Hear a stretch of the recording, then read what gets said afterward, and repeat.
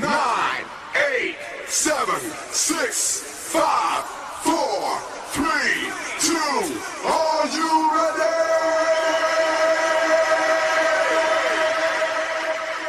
The CJ Howard Show. Now let's go to CJ Howard. Hello, everyone, on this cool December evening, and welcome to another episode of the CJ Howard Show. Back with you after a week off for Thanksgiving. Hope that you and your family had a wonderful Thanksgiving and enjoyed your company on that day and weekend. We are with you for the next 2 hours as we got an exciting guest list. Got a great co-host. Got a lot to talk with Rice about. We're supposed to have him early in the year. Some stuff coming up that he could not be here that night. So now we'll make up for it. Got a lot to talk with him about. Got an opportunity to finally see the West County boys play last night. Was impressed. Listen, thought saw some good basketball yesterday. Some really good basketball all the way around the board. Was very impressed with some teams. Prairie Central with a huge win yesterday over Martin County. Martin County's probably the best team in the 15th. We saw some games where teams trailed by as many as 15-20 in the first half. Come back, won. Saw it twice yesterday. So, yeah, it was a great day of basketball. Great 2 days of basketball, actually. There at the Begley Classic there at Hazard High School. Great day. But our guest list tonight, we're going to talk with Coach Eddie Meehan here in just a few minutes from North Laurel. Want to thank him for coming in and being with us at last moment. Technically, we're supposed to have Troy Lee with us tonight, but their basketball schedule practice got moved. So I'm going to try to get Troy Lee later in the year when they're back when they start not having as many practices on Sunday. I know a lot of teams now, because of tournaments and all this stuff, they like to practice on Sundays. When they get into January, mid-February, they don't practice as much on Sundays because they don't have as many games towards the end. So we'll get Troy Lee another time. Coach Meehan, gracious to come on. We'll talk with him about his Lady Jaguars. 8:30, we'll talk with John Henson about things going on in Hardin County and Harlan and what's going on in the 13th. Some good basketball going on over there. We're going to talk to our really good friend, Mr. Dave Baker, at 9 o'clock. We'll talk to him about Kentucky football, Kentucky basketball, and whatever else we can get in with him. And then Armando Berry will join me at 9:30, and we'll talk about the football state championships. We'll talk about basketball, and we'll talk about the hiring at Paintsville. They did hire a new football coach. I'm supposed to be a sports guy, so bear with me. I don't know the gentleman as the new head coach. I do know he was an assistant there at Paintsville. That's all that I do know. So we'll have to get you some more information. Armando will know more because they was the ones that had a story on him about him. There's still 2 job openings too. Floyd Central still does not have a football coach. And what was the other one? I just saw it the other day. I know there's 2 openings and could be a couple more I'm hearing. So keep your eyes open. My co-host tonight, you know him well. He's the founder of the Eagles Nest. You see him on Facebook. You see him everywhere. Football, basketball, baseball, wrestling. Wherever there's an Eagle event going on, he's going to be there to cover it. And Allan Rice is with us tonight. Allan, good to be with you. You were supposed to have been with us earlier in the football season, right before the Tomcats statue. Yes. But due to some, you were out of town. And we said we would make this up, so tonight we got you on, and I'm tickled to death. Well, I appreciate you having me, CJ. It's always a pleasure to get to talk with you. Known you my whole entire life. You and your family, love you guys, man. Glad well, sometimes Shane and Dan they're hard to love sometimes. Listen, you know what brothers are. I know. You've always been, you were always around, and of course I graduated with Shane, and Dan was a year behind me. So I don't know if you've ever heard him preach, but you need to. He's good. Yeah. You know what? When you put those 2 words together, Shane Howard and preacher, that always throws me for a loop. But I'm really proud of Shane and the man he's become. It's really happy for him. Yeah. Oh yeah. A lot going on. Yesterday, let's talk some high school football. I know we had no mountain teams down there, and it showed. It showed by the attendance. I heard that this was the lowest attended high school football state championships in the history, not the history, but a low attended one, due mostly to the fact there was no mountain teams down there. Because, Rice, you know as much as I do, when the mountain teams are down there, they're flooded with mountain people. Not just for that team, but they want to watch mountain football. Well, I'll take Leslie County for example.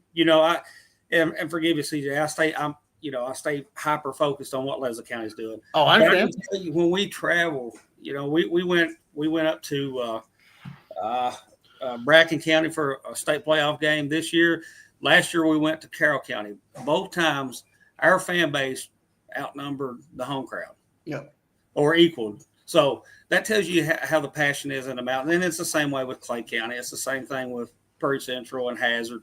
The folks in the mountains just love high school football and they love their kids. And it's something that I take a lot of pride in. And there was, the only underdog story down there of the weekend was Sayre. Because, yes. And of course, I've got my notes here on the state championships, actually right here in front of me. Congratulations to Chad Pennington and the Sayre Spartans. Listen, they were the best team all season long. A lot of people, Class A football was not what Class A football is used to being. Right. Now, I do feel bad for Raceland's head coach. He's been to 4 straight championship games, and he's been the runner-up in 4 championship games. But listen, he's played Pikeville 3 times and then Sayre this year. And, he keeps knocking. He's eventually going to get his opportunity. Yeah. You keep showing up, and eventually you're going to kick that door down. So that was the best game of the weekend. About that program, though. Yeah. Think about that, CJ. 4 years straight to a state championship game. Well, you look at it too. It was the best game of the weekend. Yeah. Oh, yeah. Because look at these other scores: Beechwood 50, Owensboro Catholic 34. Owensboro Catholic was technically the favorite in this game. Got blasted. Paducah Tillman destroyed. Their game was closer to Franklin County, which we expected that. But this makes Corbin even look more legitimate. That Paducah Tillman wins the 4A state title, because if Corbin beats Paducah Tillman, they probably win a state title this weekend. I think they could have beat Franklin County. Yeah, so that was that. Listen, now who would have ever thought that going into the playoffs? There was no Boyle County because we would be talking about anybody besides Boyle County. I mean, they're a top 25 team in the country, CJ. Yeah. So I think that was one of the biggest upsets that I can remember in a long, long time in Kentucky. In 10 years. You know what? Justin, he's a record of he's 65-3 at Boyle County. Mm-hmm. 65-3. Okay. Yeah. Say that real slow. Yeah. 65-3. I mean, and he was just named again Coach of the Year. Well deserved. I mean, he's got that program. Listen, we was down there. We played Danville, so we're playing at Center College the same night that Boyle County's playing Russell County. Man, it's hard to focus because all you can see was the fireworks because they had a running clock with 3 minutes to go in the first quarter. So, yeah.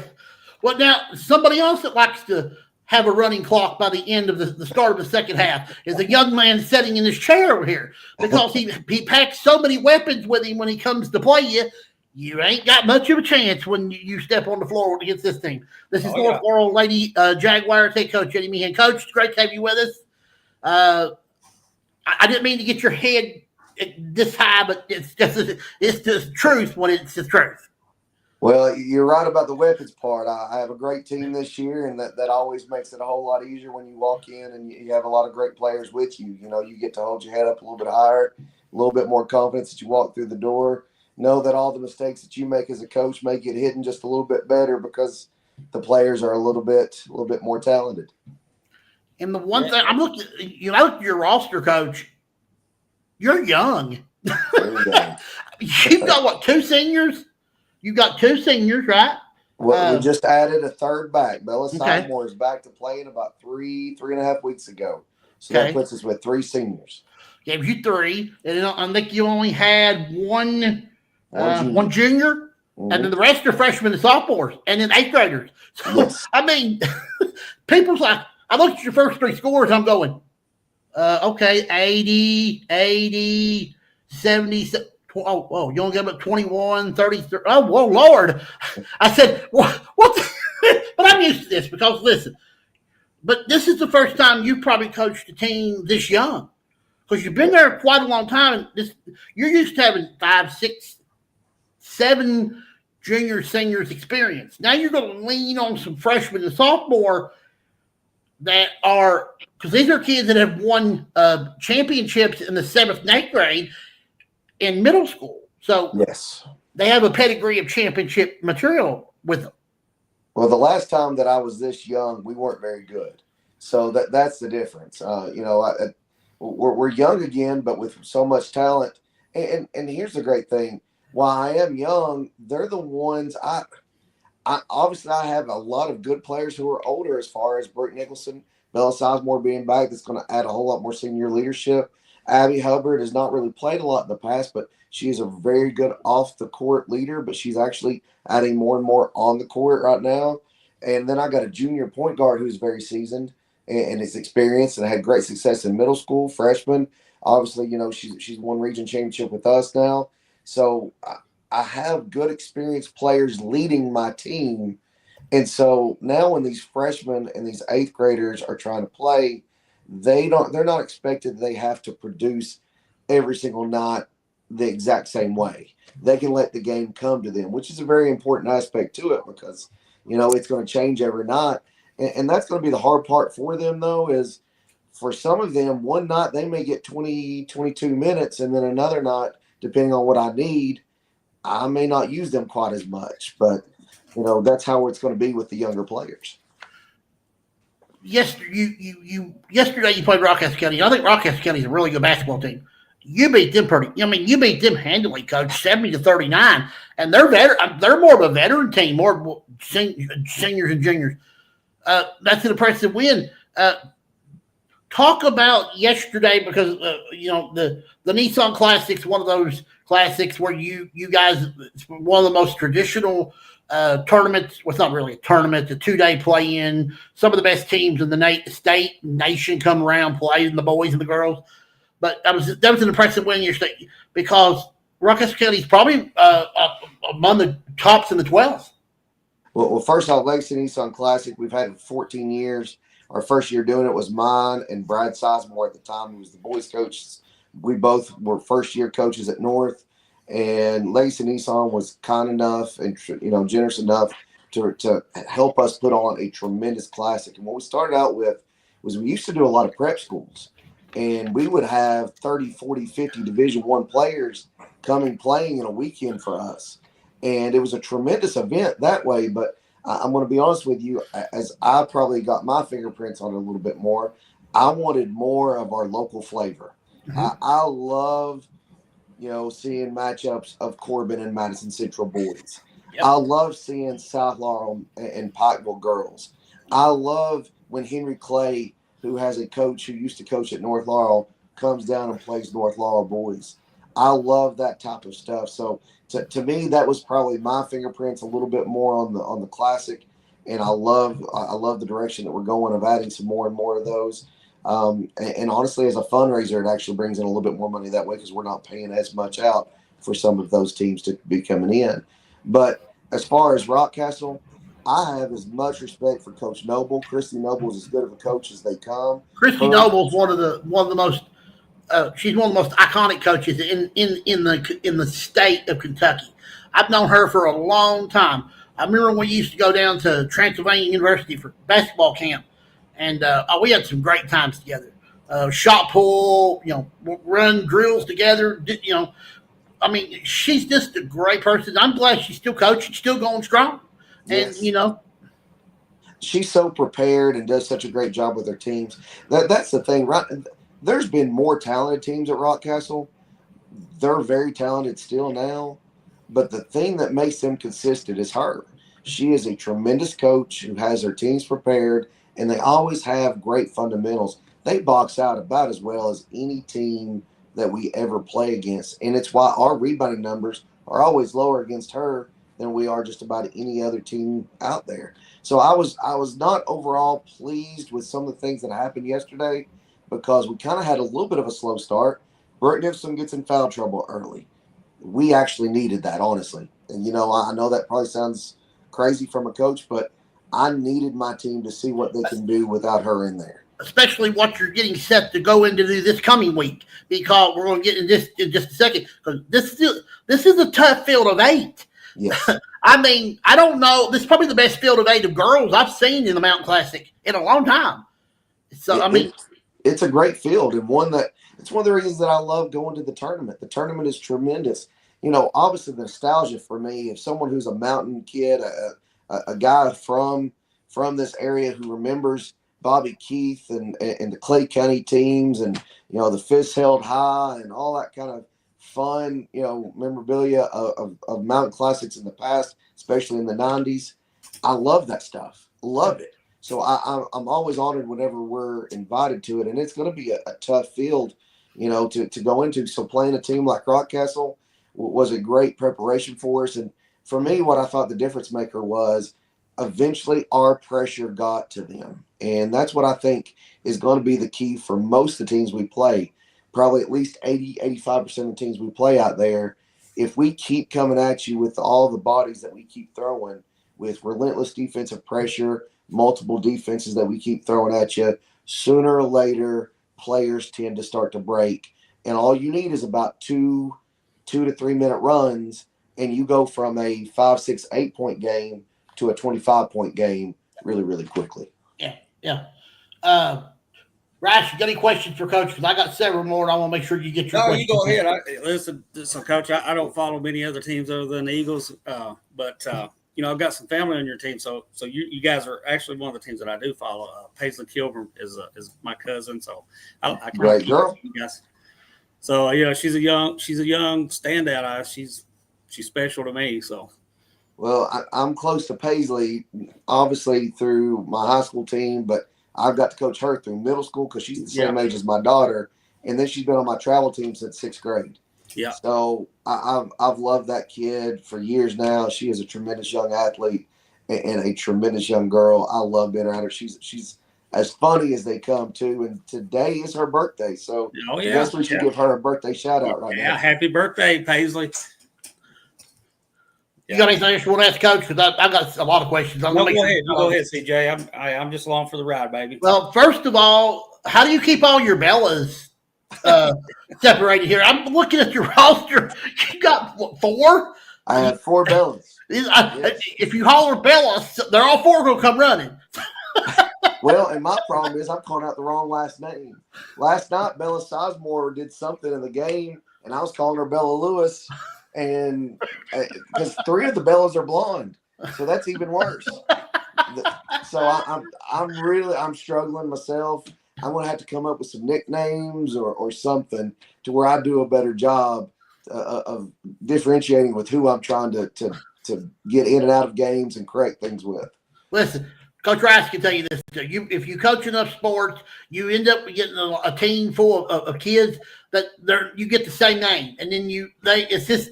If you don't give them like a nickname or something to identify them, then all of them's going to come running to you. I mean, it's just that's cool. I was looking. I'm going. He's got a Bella Lewis, a Bella Mahan. He's got a Bella Brown, and then Sizemore. I'm like, wow, he has to identify them differently because they'll all come running to him. Yeah, CJ, they're all really talented too, so that makes it even better. That is a nice thing that they're all talented. They're all out there playing a little bit. That would be really cool one night if he didn't realize what he did and put all 4 Bellas in there with another bead. He has 5 beads on the floor, so that'd be cool. Huh? Well, we had all 4 Bellas, I think, on Monday night against Pineville out on the floor at the same time, and one of the bench players said he's got all 4 Bellas in. So we have had that already. Already been done. But it'll probably keep being done because they're such good players.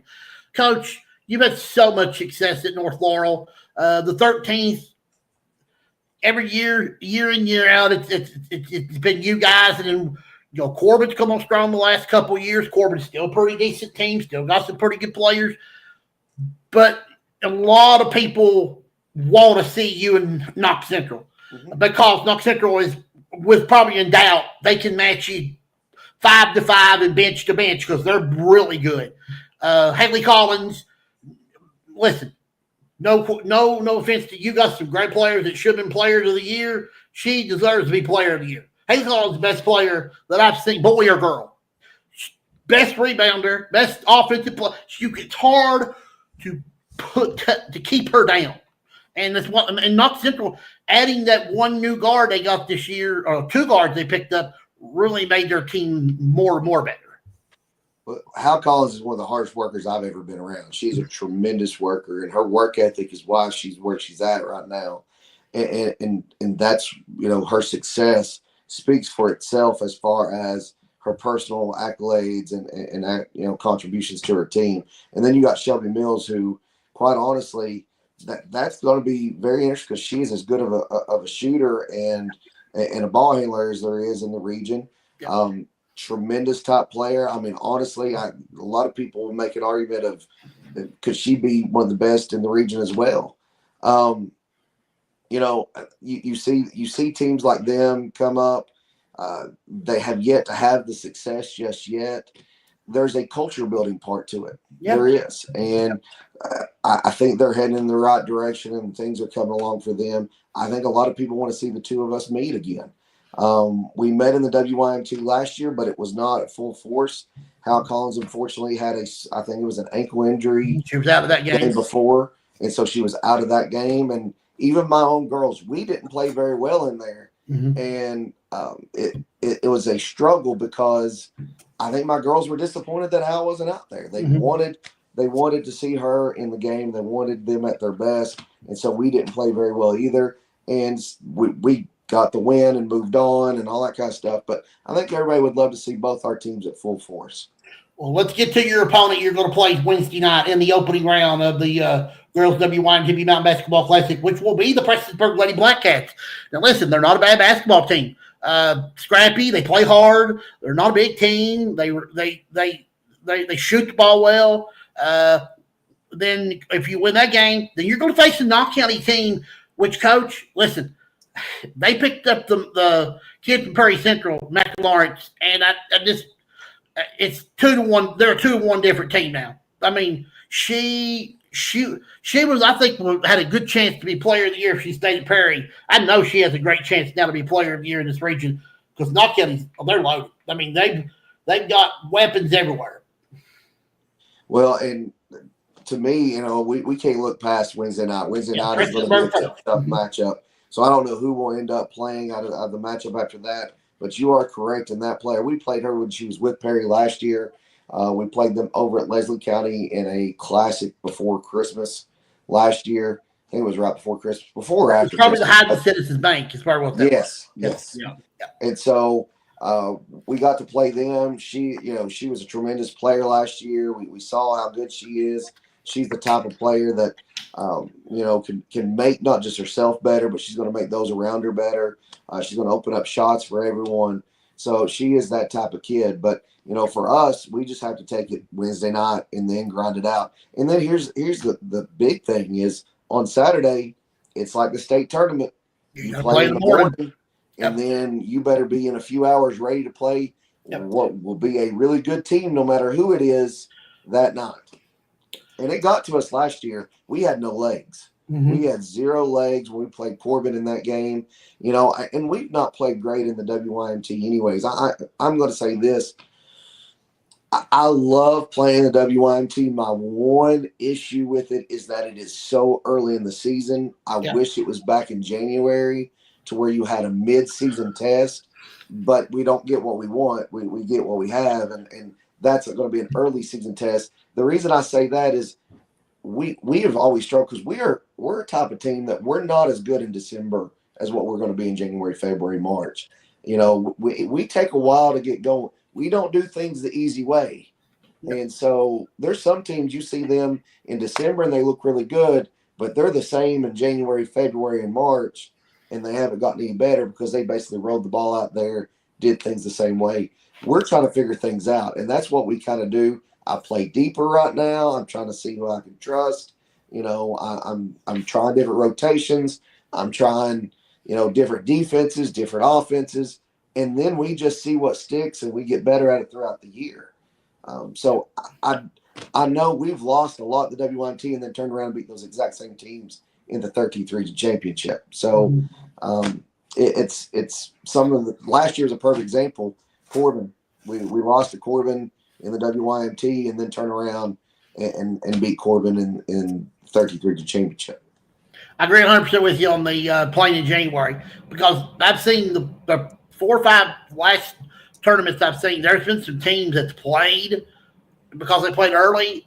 They got beat bad and they lost their confidence. And then when they got later in the season, they were pretty good by the end of the year. But if they would have played the YMT, now I don't want to start rumors, but this YMT is going to be a special one because everybody knows what's going on behind the scenes. Could this be the last YMT? This and that, we all know.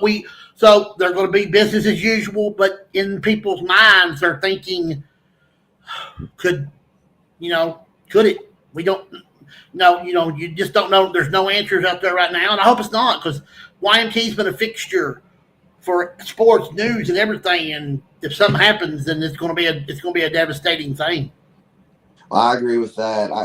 I think you would be losing a part of our basketball tradition that we've set up with in the mountains here. And I would be begging anybody who's in powers that be of that to take that in consideration, and not just out of charitable event. There is also, and I don't mean this the wrong, there's money to be made in it too. Exactly right. There is a ton of people with money that will make sure that this tournament goes on. And I wish we would go back to the old format. I don't like 3 games in one night, because I think there should be 2 games every night. And I think the girls' semifinal should be on Thursday night. I think the girls' semis will be on Thursday. The boys stay on Friday. You can play all these consolation games and third place games on Saturday, just like they used to. They were getting good attendance, because people want to come all day and watch. It's hard for them to come watch 2 games, go home. Especially you guys got to travel 2 hour and 50 some minutes, and then you got to come all the way back. You're better off to keep your team somewhere in Hazard, just so that, because you got to have something to do. But if you go all the way back home, then it's, you know what I mean, Coach? Because it's. Well, and I've always had this idea, and I know I've said it to a few different people. I would love to see maybe even the first round or 2 be in pods, and maybe be in a Pikeville and London, and then the winners go to your, Perry, Knott. Yeah. And then you have a winning weekend to where your best teams are really at the Mountain Classic that weekend. Mm-hmm. And it could be a Thursday, Friday, Saturday type event. And you have your best teams who have earned their way previously. But then here's where the money comes in too. You now have the markets of London and Pikeville to also get sponsorships from. Yeah. Who you have multiple businesses that would be able to maybe say, yeah, we would love that. A lot of people would like to see the girls play at their own gym. 1 week the boys, 1 week the girls. You can give extra scholarships each week to different people. Then everybody gets a shot at scholarships and a chance to play in their own tournament, and everybody gets the quality amount of games they need. So, but listen, we're going to see where everything goes. This is the 38th annual WYMT Mountain Basketball Classic. Will start tomorrow night with 2 boys games right off the bat. 2 dandies, Harlan County and Knox County Central. And then the nightcap, Clay County will play Perry Central. And then on Tuesday night, there'll be a consolation game at 5 o'clock. And the other 2 first round games, Wednesday night, same thing. There'll be a consolation game in the boys at 5 o'clock. Then the girls, that will be you guys in Prestonsburg at 6:30, a little bit after that. And then somewhere between 8:30 and 8:45, it'll be Harlan and Knox Central, and the same thing on Thursday. So just big week of basketball. Cannot wait for it. Coach, always an honor to talk with you. Nothing but the best luck. I'll get to see you a lot this week. I'll come visit with you and chat. Always love to chat with you, and always love to watch your team play because they're fun. I appreciate you, and I look forward to seeing you this week. Yeah, it's going to be a lot of fun. Coach, you have a good one, and we'll see you this week at the YMT. See you guys. Take care of my cuz, Coach. Will do. I'll see you guys later. All right, thank you, Coach. Appreciate it. Coach Eddie Meehan of the North Laurel Jaguars. Now with us, joining us, Mr. John Henson, one of the 13th region guru besides Les Dixon. I put John in front, then we'll put Les. So John gets the top billing here. I thought you had Les in front of me there when you were first. No, John. We can't have that. We can't have that. No, well, the only thing I got on Les is I've been doing it a little longer than him and being older. But he does a great job. Oh, he does. He really listen. Without Les Dixon, there'd be no 13th region media. The coverage would have been bare to medium, and nobody would have known about the kids like Reed Shepard and all the great ones we've had. So yeah, Les deserves everything. Saw you yesterday. Good to see you. Got the first chance to see Harley County play. Was impressed. Listen, we talked about this. I've talked with some other people. A lot of people, when preseason stuff come out, a lot of people went South and Clay and all these things.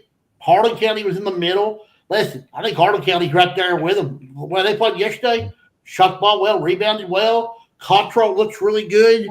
From his injury that he had back in sometime, they looked really good. But Betsy Lane was a stubborn team now. Listen, they was not going to go away. Well, they're probably one of the top 4 or 5 teams in the 15th, and they hit 15 3-pointers against Harlan County. So that'll keep you in a game. If you look at it, they hit 15, Harlan County hit 5, and Coach Jones was kind of noticing that after the game, said it's kind of hard to win when somebody hits that many more threes than you do. But they found a way. Maddox took over late in the game, scored the last 9 points for Harlan County after Betsy Lane had went up 3. So they played well. Now, I don't think they played as well as they did against Perry Central Monday over at Oneida, or probably as well as they did against Corbin a night earlier and beating them. But, they played well enough to win, and Betsy Lane's not a bad team. They can put up that many points. They're going to win a lot of games. This is a region that when you look at it, John, it's hard – on any given night, any of the top 6 teams can beat each other on any given night. But then you got about 2 or 3 teams that are not in that 6 of that core 6 that they can beat some teams because there's a lot of quality athletes in this region. Yeah, I mean, there's several teams that are kind of in that next group that are capable. They've just been a little inconsistent, over the last year or two. I look at Pineville. With the senior core they have with Thompson and Moser, and I think they're the favorite now in the All-A. They're probably the favorite coming in. I thought Oneida Baptist maybe would be the other team after the summer, but I didn't think they looked quite as good as I expected over at Oneida Monday. But they're still capable. 2 really good young guards that I think got a lot of attention this summer. But Pineville, I think with the senior team they have, probably the favorite in that tournament. But I still think you have South and Harlan County and North played real well so far. Corbin looked good the other day. Bell County, everyone back from last year. I think Burnett's been injured a little bit, and they've lost a couple games, but they're certainly capable. Trying to think I'm missing. Clay County still there. They didn't play as well the other night against South, from what I hear, but they have a lot of people back also. So I guess those are the 6 teams we were talking about. You mentioned Knox Central. They're a sneaky team. They're one of those teams that you wouldn't think that they can shoot the ball, but defensively, can they guard anybody? Coach Madden, I thought he did a really good job last year with them all year long, and they're a sneaky team. I think they're like Bale. I think both of those teams are about evenly matched and sneaky. It can beat you if you don't come to play. Well, yeah, I mean, they lost Chadwell and lost another starter from last year, but they were one of the big surprise teams in the region. And, you see them in the regional tournament, and they're starting or playing 3 8th graders, I think, at one point, and a couple of them were starting, so real good freshman class. And of course, we saw Corbin the other night with 2 really good freshmen. Aiken, one of the top 4 or 5 players in the region right now, even though he wasn't ranked quite that high, going in. But he kind of, was a role player more last year, I think. But he's really stepped up this year. Had 35 points the other day against Harlan County. So he's real impressive. But Knox Central's got some good young talent. Coach Madden did a tremendous job last year. They had just a brutal season the year before. I think winning something 5-6 games, which is unheard of for Knox Central. And they came back last year and won that 51st district. A tough, hard-fought game with Pineville, and probably. Them and Pineville again, could go either way. I guess this year and both of those teams are also kind of in that next group as far as being regional contenders. And we got the return of Dickie Phipps in the 13th region now. He's back at Lynn Camp. That's old school basketball back in there. So that's something different.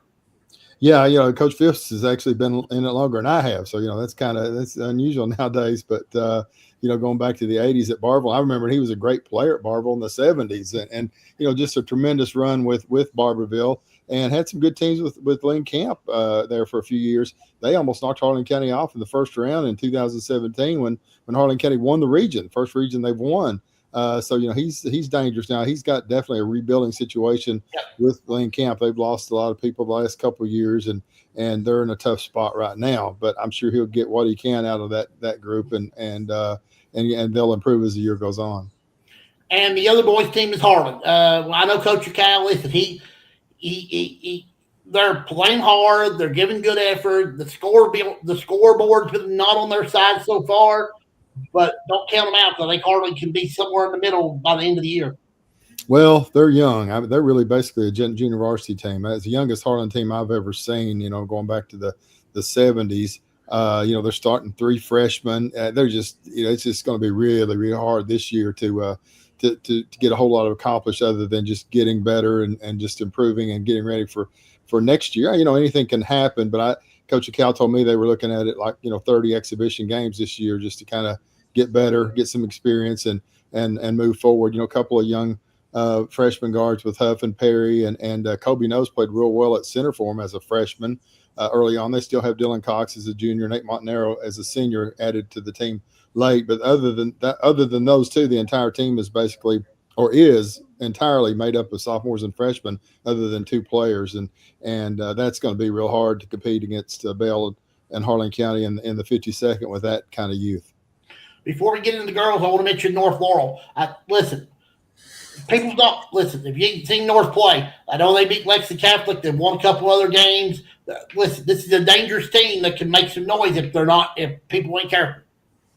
Well, even if people are careful, I think they're dangerous. They're probably the 3rd ranked team right now in the region, and you can make a case that maybe even higher. They were a little up and down last year, but they lost so many good players, and obviously one of them's in the NBA now, so that's a huge loss. But they were competitive. They gave Harlan County all they wanted over there at Corbin, I think it was last year. Really close game. And very dangerous. But they had so many sophomores and freshmen playing key roles that they were up and down. Didn't play very well in the 49th district tournament last year, and lost to Clay County, and then lost in the first round of the region. But they won the previous 2 regional tournaments. Coach Valentine's always does a good job with them, and even when he's coaching in Lexington, you could tell he was a really good coach, and he's had a lot of success over there. And this team, maybe coming in under the radar just a little bit, as you said, because they were 17-16, I think, last year. So that's not a normal year for them. But again, when you lose an NBA player and I think 6 or 7 other players that were key players, then you're going to have a year where it's going to be a little inconsistent. Now let's get to the girls' side. We just had Coach Meehan on. Listen, I know they're probably still the favorite. Them and not one of them, Knox Central, them or Corbin. But listen, their first 3 games, holding opponents to under 30 points, that's impressive with a group that's only got 3 seniors and 1 junior. Yeah, Coach Mahan is one of my favorites. He does a great job there, and always great to work with. And North Laurel program was struggling when he took over. They had a couple of years that were some lean seasons, and he's turned them into kind of a machine over there now. I got a chance to see them at Harlan County's misfortune. I work there, so I see whoever comes in there, and then get out on the road too. But Harlan County played North Laurel in a scrimmage, and they played Knox Central in the opening game. Had really no chance with the youth that they have right now to beat either one of those teams. And I think those 2 are clearly the favorites. There's a gap after them. I guess South. I'm not going to see South play yet. I know they have some good talent over there, but I think clearly it's North and Knox, or Knox and North. Whoever you like it at this point. North's had a little more success over the years, so they got a little more tradition at this point. But Knox is loaded. Allie Collins, just tremendous player, some good guards. Mills over there now. either one of those two could get to the state tournament and could win some games at the state tournament if they get there. I'd be surprised if anyone in the region besides those two win it. But the middle pack, you got Jackson County, Bell County, Corbin, and I know I'm missing, and Harlan. Yeah. And we're going to see Harlan in the YMT this week, and I'm excited to watch them because listen, they're scrappy and they'll play hard. Well, they're one of the most experienced teams in the region. Kylie Noe and Amani Wynn have been there since feels like the 90s, been playing, 5-6 years actually of varsity basketball. They're both among the all-time scoring leaders in Harlan and Harlan County history altogether. So just a tremendous amount of experience with those two. Amani's younger sister, Patience, is the point guard. She played quite a bit last year. Abby Fields is back as a senior. Cheyenne Reimer came over from Harlan County. Campbell and Goodman off the bench. So they've got 7 pretty solid players, and probably the favorite in the All-A. Jackson County maybe also in that mix. And they're also, I think, along with Bell County, the favorite in the 52nd district this year. So they're capable. They lost their first game to Wise Central over at UVA Wise yesterday, but they'd won 2 games before that pretty convincingly. So this will be their best team since they won the region in 2016, 2017 in the Jordan Brock, McKenzie, King Barner era. Yeah, they were great then. Really great. Yeah. Am I missing a team? Anybody? Am I missing any girls teams that we should be talking about? Because I feel like the core 6 or 7 are there, but I don't really see anybody else can challenge anybody else in the girls. Well, I think you covered, North and Clay, or not Clay and girls actually, but North and Jackson in the 49th. Clay's, rebuilding. They had probably their most struggles I've ever seen last year, but they've started off a little better this season. Then you have Corbin and South in the 50th with Whitley County, very capable, 2 real talented big girls there. 51st, I think Knox is clearly the favorite. Pineville lost, took a big hit with Johnson graduating. They're still dangerous, certainly in the All-A mix. And then the 52nd, you've got Harlan and Bell County. Yeah. Okay, Rice, got any questions for John? No, I'm good. I'm just glad I got a front row seat to all this knowledge, man. And listen, I stay super focused on Leslie County, and I apologize, but I do, like I was telling Coach Ben, I've got some family on that team, so I get to watch those girls. They I don't know, it's just every year it seems like they reload. I mean, you're talking about such a young team. Then last year they had a pretty experienced team, so. Right. Yeah. Oh, they've been the last 10 years now, I guess you could say, they've been in that mix every year. Harlan County won their only regional title, even though they were in the final 6 times in 2018 and beat North that year. North came back and paid them back pretty good the next season after Blair Green and those girls had graduated. But he does a great job. I was by Leslie County yesterday coming back from Hazard. We were looking at the football field over there and talking about covering a playoff game in what was it, 93. Tomcats. He's pretty good. Sophomore year, beat a really good Kaywood team, and like this he's a different level of anything I'd seen. Brady Maggard was certainly the closest, and he played at UK also at Cumberland in the 80s. But you could tell then that he was something special. So I always enjoy those Leslie County trips. That's me, man. I love going to the county and just thinking back, through all the history. It's kind of hit or miss in the mountains. You have periods where you have dominating teams, then you have some lean years, but the history and the heritage is something that I love more than anything. All the schools has got a great story to tell, and I just love keeping up with the history. Well, I'd like to figure out what you guys do with quarterbacks over there, because I was in high school and Mike Whitaker played. And listen, people don't realize how good Mike Whitaker was. Mike Whitaker, Mike Whitaker in the 80s, he kind of he was the first kid from Leslie County to go play Division I football. He signed with UK. Could have went anywhere in the country he wanted to. Georgia at the time with Herschel Walker. And then he ended up having just a tremendous career, at Eastern. Yeah.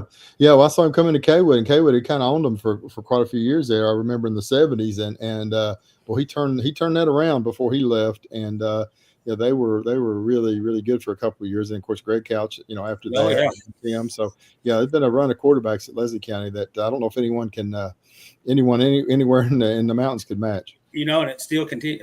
Like this year, Landry Collett graduated. Landry at 115 career touchdowns. That's district player of the year, and I know his dad pretty well, and I covered him when he played at Leslie County. Great receiver, and of course his daughter Allie, big star at South Laurel, and on to college, and one of the best players I've covered in the 13th region. So a lot of Leslie County connections there. Yeah. Mm-hmm. We got 2 football questions and 1 basketball, and I'll let you go, John. The basketball one, proud of Trent. Proud of what he's done at UK. He's not getting a lot of minutes right now, but eventually he's going to get those minutes. UK's looking good. Last night, what a victory. Shame on me. Shame on me. I went to bed. I didn't go to bed. I was watching the game. I looked up. It said tie. There was like 1 second left, and they was getting ready to go to overtime, so I said, I've got to stay awake to see this. Yeah. Well, I fall asleep. So then I see the score. They went to overtime, win. I go, wow. Why couldn't I stay awake? But, listen, Trent's in a great situation. I really believe him not staying in South Carolina and coming here, eventually is going to pay off for him in the long run. Yeah, well, I think it probably already has. He's on a great team, and I've watched Kentucky basketball for so long. I went to the Georgia State game with my wife, and I'd never seen a Harlan County player play for Kentucky in all these years, so that was pretty special. It had to be, because it had to hit you right here too, because I was like, I've seen him. I've been with him since he was a little kid, and it's just great. And your new girls coach, how's he fitting in? I know he used to be he was an assistant there. And that's a difficult situation because you have to take over a program that you've had some kids move on. He's got a young team. Talk to him about how he's been doing so far. Oh, yeah. Gary Greer, one of my favorite people, been there at Harlan County for 15 years with Coach Mike Jones, then Coach Michael Jones, and then Kyle Jones last year all the way to the state final. And he's played a big role in the success of the boys program the entire time it's been, we've been open there at Harlan County High School. Great player at Harlan in the late 90s, graduated in 2000, football player, basketball player. Done a great job with the junior varsity team at Harlan County all those years and helping the head coach. And he was definitely deserving of a shot, and he's working real hard. And it's a very, very youngest team Harlan County's ever had. No seniors, a couple of juniors, and basically you got a 8th grade point guard, 3 or 4 freshmen starting, or at least in the rotation. They're going to win some games before it's over. They started with Knox Central. That was tough. Lost at Leslie County, and played them a little better, and then it really pushed Corbin to the limit the other night. I think I heard they were ahead actually in the 4th quarter at one point. Ended up losing 4 or 5 points, but they're on the way. This is this year's is just rebuilding basically. I think they'll win some games, but I think they're in a position to be really good again, in a couple of years and over the next 4 or 5 years, because those girls, some of them are going to be there for 5 years now, and some younger players on the way. So I think he'll do a great job with them. He works really hard at it. Yeah. And my football question, I thought your first year football did well. I thought he done the best he could. They're going to be moving into that new district next year in 4A. Playing going from 5 to 4, that has to be a benefit for Harlan County in football. Well, you're still in the same district as Corbin and in the same region as Boyle County. So, it's tough. But I think overall it's the best move. The team, really young, Luke Kelly, James Ryan Howard were seniors, 2 real key players for them. But other than that, the entire team's coming back. They're already working out in the weight room. And it started, they won that first game against Middlesboro. And I really thought the Whitley County game, Whitley scored, I don't know, less than a minute. At Whitley, Harlan County had a chance to win that game. I think that would have been a big one. Maybe could have won 3 or 4 more games if they had got a little momentum there. But pretty tough schedule. The schedule won't be as tough next year, and they'll be playing in 4A. Good rivalry with Whitley County. Good rivalry with Perry Central. They played them before in 5A, so very familiar with them. Corbin, of course, is going to be a big favorite. But But I think things are looking up. A lot of good sophomores and juniors in that group. Freshman quarterback Braden Morse, one of the most athletic kids I've seen. He's going to keep getting better. He hadn't played quarterback before, so it's a learning experience for him. But I think they're going to improve a lot and be a lot more competitive once they move to 4A next year. Oh, I agree 100%. I think it's going to be a beneficial. It's much better to play Perry, Whitley, the other teams in that play, Pulaski, Southwestern, North and South, because those teams are really beat up on Harlan County. These teams they've already played, so they have an opportunity to participate and be a better football team. I do see great things on the horizon for the Black Bears in football. Well, Harlan County won 3 regional championships in 5A in the early years. So, they've had some success in it, but it's kind of caught up with them. I think the numbers, enrollment's down. So now, they're definitely a 4A school, less than 1,000 kids. So, that's the way to go. And I think that'll help them get back on the pace they were on there in the early years of the program with Coach Larkey and then Coach Creech. The one year that Harlan County hosted, was Cooper the team that come up there and played Harlan County in the state semifinals? Well, they played Highlands the first time in 2010 at the Old Kaywood field, and then Cooper in 2012. Mm-hmm. And then they went to Madison Southern in 2017. Controversial call, late fumble, had a chance to win that one. The other two, someone said, well, Harlan County will never win a state because when the school was being talked about, because they're going to have to play Highlands. I was like, well, sign me up for that, because that means we're in the state semifinals, and I'll take my chances. Exactly right. You get to the Final Four, I'll take that anytime. And they did 3 times in the first 10, 11 years. So it was a great start. It's been kind of tough the last 4 or 5 years, but hopefully things are looking up now.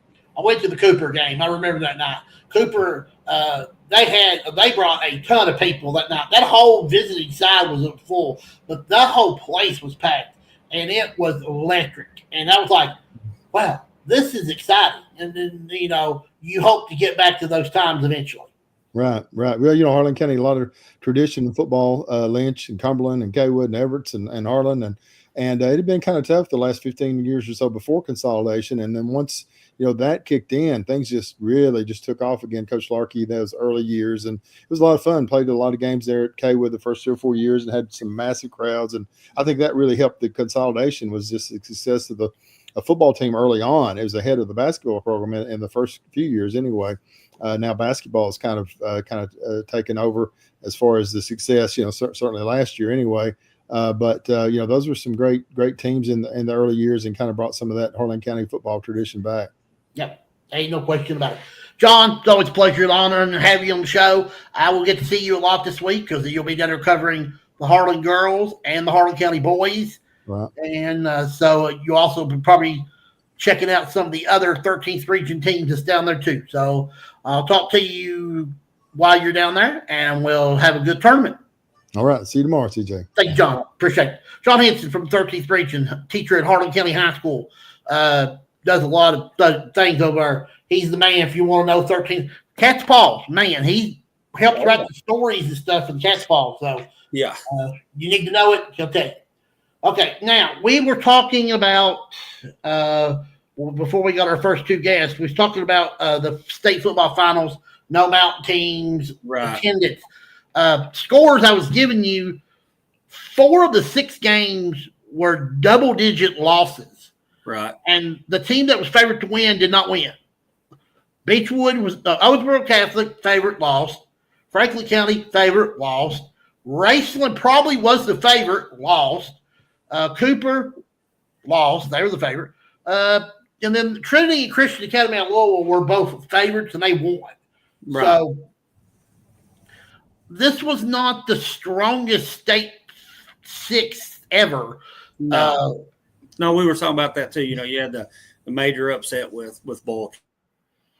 Because if Bull don't get beat, you get Bull and Franklin County, and that was the matchup that everybody thought we was going to see. Right. And it wound up being, and then and all of this benefited Paducah Tillman more than I think it did Franklin County. Yeah. Because, but everybody in 4A owes Covington Catholic a dinner. They need to find they need to find whoever they want to give a dinner to and be nice to them because they, that was we talked. You said that was the biggest upset I've seen in quite a long time. I mean, that was monumental. Yeah, I mean, it was like watching two heavyweight fighters and was like, there's no way that fighter should be him, and he just schooled him. But I mean, listen, it was a controversial play. They made the right call as far as the ball going to the end zone. Was his knee down? It technically might have been, but there's no replay in high school football, so you don't know, and it's not the issue there. And then Covington Catholic did a good job running out the clock. So, I mean, listen, you can beat anybody on a given night if you come to show and play. Well, I've said that all along. If you can get you get 30 teenage boys believing that they can do something, there's not a whole lot that can stop them. It's just, you have to get that out of them. And we tell that to our kids all the time. And that's just, that kind of just proves their point, right? Because nobody saw that coming. I certainly did not see that coming. I thought for sure they'd cruise to their, if you took a poll of how many people thought Boyle County was going to lose to Covington Catholic, it would be 1%. Yeah. Might even be less than 1%. Yeah. The only people that believe that they could be Boyle County was Covington Catholic's team, their coaches, and their fans. Some of their fans probably. Some of their fans was like, man, we got to drive 4+ hours to this place. Well, listen, they put in a great game plan. They executed great. Yeah. And look, we've been in this position, first game of the season against Prestonsburg. You can blame it on one call at the end, but the reality is that one play didn't cost them the game. No, it was a combination. That happened late in the game. A missed 2-point conversion here, an extra point there, a personal foul penalty there, a missed tackle on defense. All these add up. They all add up, and it did not come down to that. Look, I personally, probably the knees down, maybe. But you're still in that position, right? It come down to that. So, and some people say, well, they were lucky, but you know what luck is, don't you, CJ? It's where preparation and opportunity meet. Yeah, they were prepared and they had their opportunity and they took advantage of it. But scored one of the biggest upsets in a long time. It's probably one of the bigger upsets in sport. I tell you what, the only thing I can measure close to it would have been Hazard and Leslie County in the 1990 boys 54th district basketball tournament. There ain't no way Leslie County's boys team should be beating Hazard with a team of 6'5" all the way across the board. A team that had lost 3 games all year, already had had hotel rooms, T-shirts made, had everything ready to go. Bam. Well, you go back. So you brought that up Friday night. We honored that team. It was the 35th year anniversary of that Sweet 16. Hazard beat us 3 times that year. And bad. It wasn't even really that close. Nope. And then you get in the tournament, anything can happen. We beat them, and the rest is history. And another upset, people forget, Leslie County didn't just win the region. They went to the state and won the first round. Mm-hmm. Beat a Henderson County team who everybody thought, Henderson County's going to roll over them. And then they got a chance to play a Clay County team with Russ Farmer. And then, listen, I was there. I'm a little kid. I'm like, God, I don't know how to act. I mean, I'm a freshman, and I'm like, yeah. Oh, I was a little boy, but I was in grade school, but I could still remember that. I remember where I was at listening to that game on the radio. I was at every game because Mr. Shepard loved the man, greatest man alive. He called me in his office. He goes, CJ, you want to go game?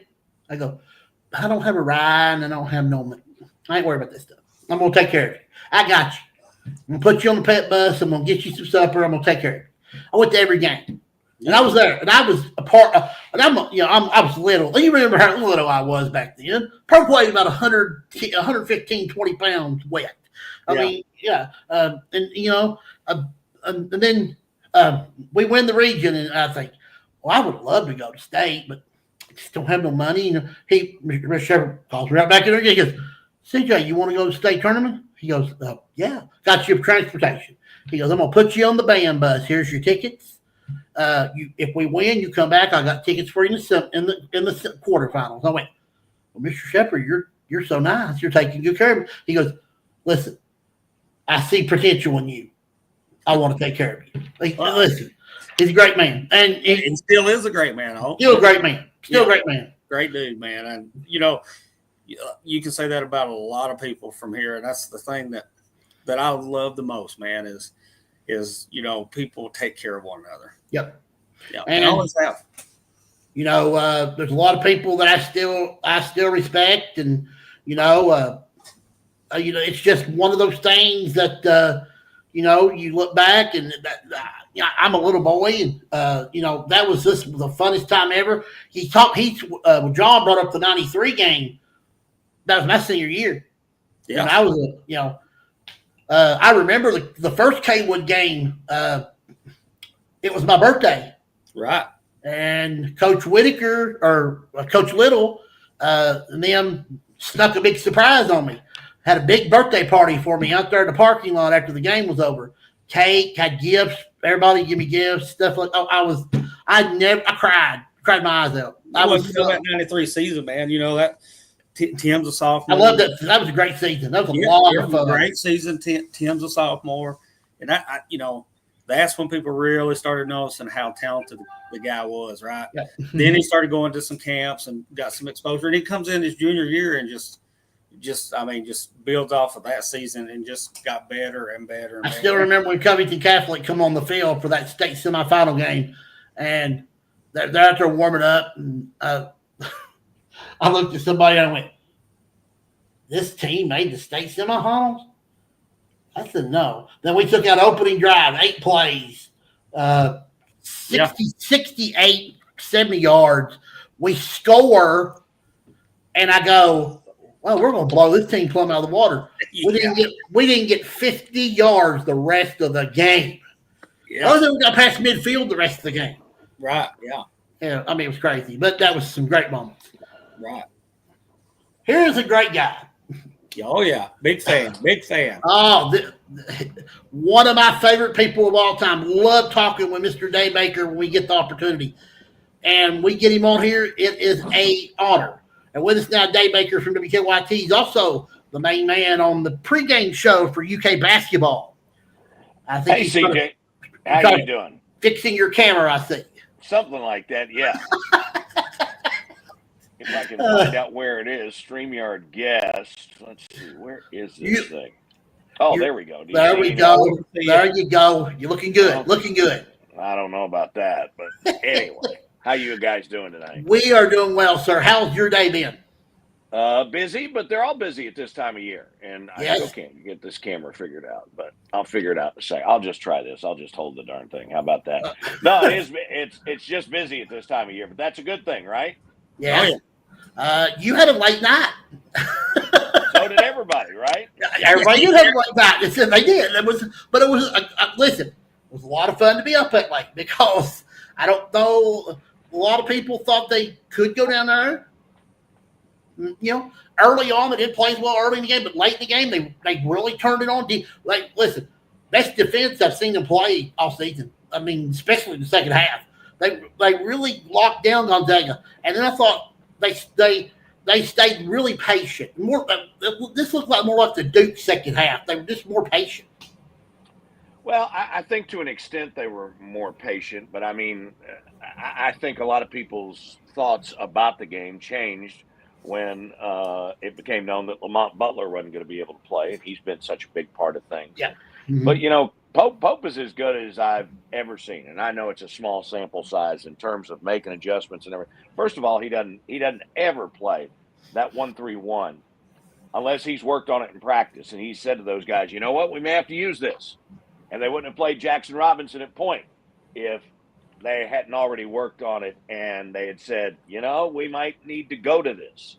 And so he's just got an incredible ability. I mean, people forget it. Rhodes Scholar candidate, but I think he was in his third year of medical school when he decided he wanted to coach, right? And so, but I mean, Mark Few's great coach. Yep. And I mean, this dude out coached him. And the thing I've been kind of asking people today, is, there are all these services out there now, these ex-coaches like Eddie Fogler's run one of these services that goes and recommends coaching candidates for other schools, and they vet them and do that sort of thing. How has Mark Pope not packed before Kentucky? How did he not pop up in any of those coaching searches or anything? I mean, this guy is just, he's done a phenomenal job, in my opinion. I could not agree with you more. I got to be completely honest with you, Dave. I'm like everybody else. I'm saying, okay, who's replacing Cal? I mean, who do we get that replaces a and guy? there was the 5 names that everybody had on their list. Mark Pope was not on the list. No, he was included in the top 10 list. But I can tell you, within the first week of him being the coach, he had won me over. I could just tell that this guy was different, and I think it was just the fact of how much he loves Kentucky, what it means to him. Yep. Oh, I think it absolutely does. But I just think the guy is at the next level in terms of what he wants to do offensively. I think he's, his preparation is really unbelievable. I mean, if you haven't had a chance, and for your listeners and viewers, if they haven't had a chance to listen to Tom Leach's pregame with Pope yet this year, I mean, it's like a clinic every game. Yeah. I mean, you don't get the same old tired coach speak. I mean, he's talking about how this team is number 2 in the country in terms of running things through their 5-man in the paint. What their percentage is on break and things like that. I mean, this thing is just, I mean, he's got the data to back it up. And then he's got the confidence, and not the overconfidence, but to make moves that a lot of other people won't make. And I just think that, frankly, there's some guys out there that are doing this deal now, and they're not putting in the time that Pope is. It's kind of easy for him to, look at, okay, sure, you've had success and everything, but I mean, he's just coaching at a different level right now, in my opinion.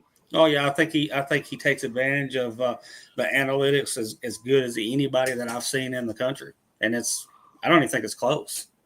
Well, you can get that information, but then it's what you do with it. I think it's 2 things. Yeah. It's number 1, how you present it to these guys, and he presents it in a way where it doesn't look like he's pounding on them, but it's like, okay, what do you see here? Okay, now that you've seen this, how are you going to use it? So what they've got is they've got one person on staff right now, which is very much like the NBA.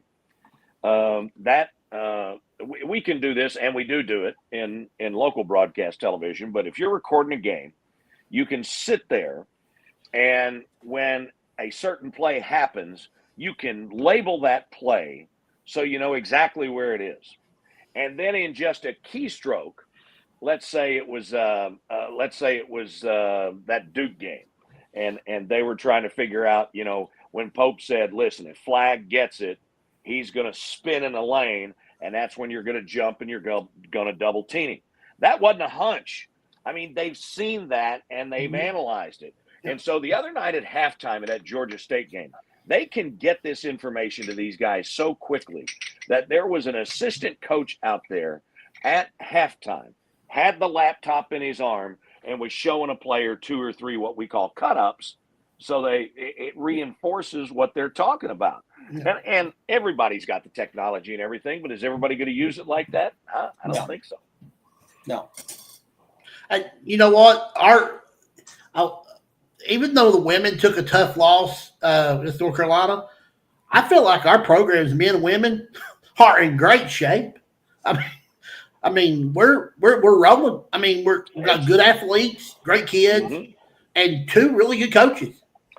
I agree with you. It's a relatively small sample size right now, and I mean, Mark had 3 weeks to go ahead and get this thing all together, and it'll be interesting to see how he does it moving forward, because of the short window that he had, and the fact that he was kind of unknown to a lot of players out there. He brought some guys in, and I think one of the reasons these guys are playing so hard is that most of them never thought they would be in a situation to possibly play at a Kentucky. And they're just so appreciative of this opportunity. it shows in how they work and everything. But when you get on down the road, okay, and you get into this first full recruiting system, how's that going to work? How are you going to work the portal? How are you going to work NIL? Because if he can do that anywhere near the success level that he's had with what he's done on the court, I think it's just going to be off the charts. No, I agree 100%. And you know what? The biggest thing is there's a lot of kids that want to come to UK now because Coach Pope's there. They want to play for him because they see that he's legitimately there for the kids, not for himself.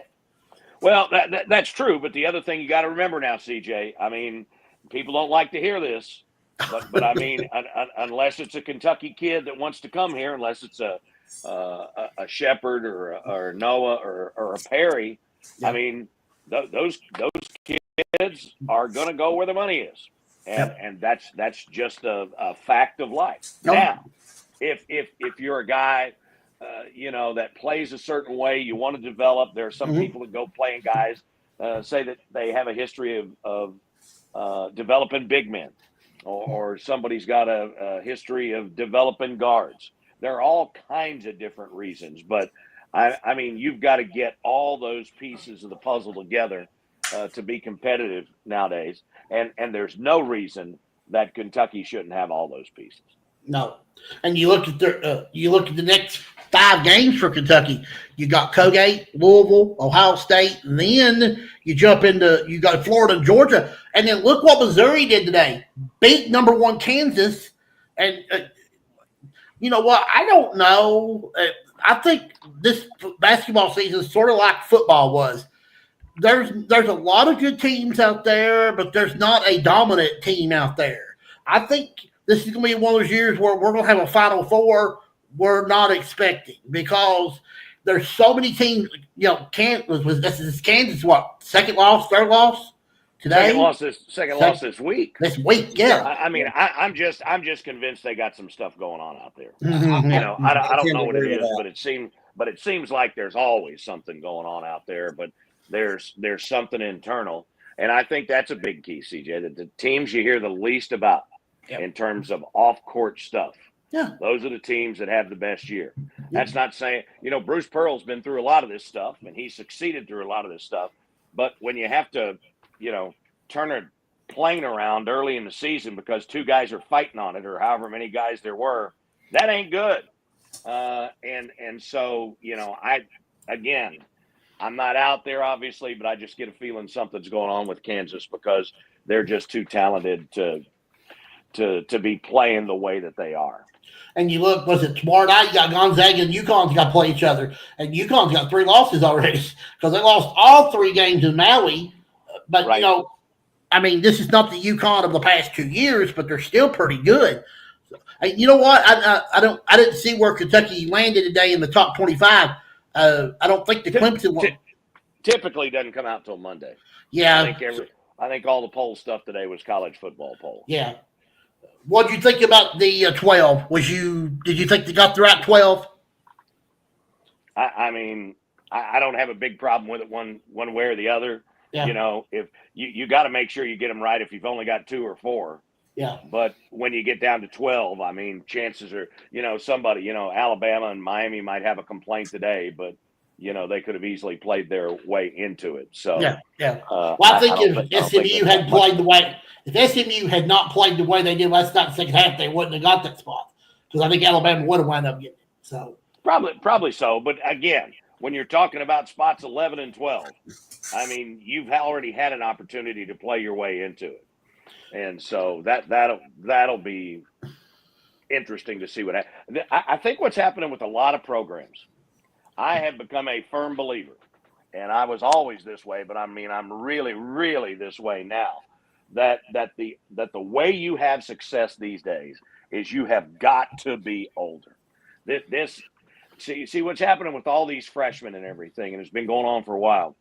But they go ahead and they reclassify.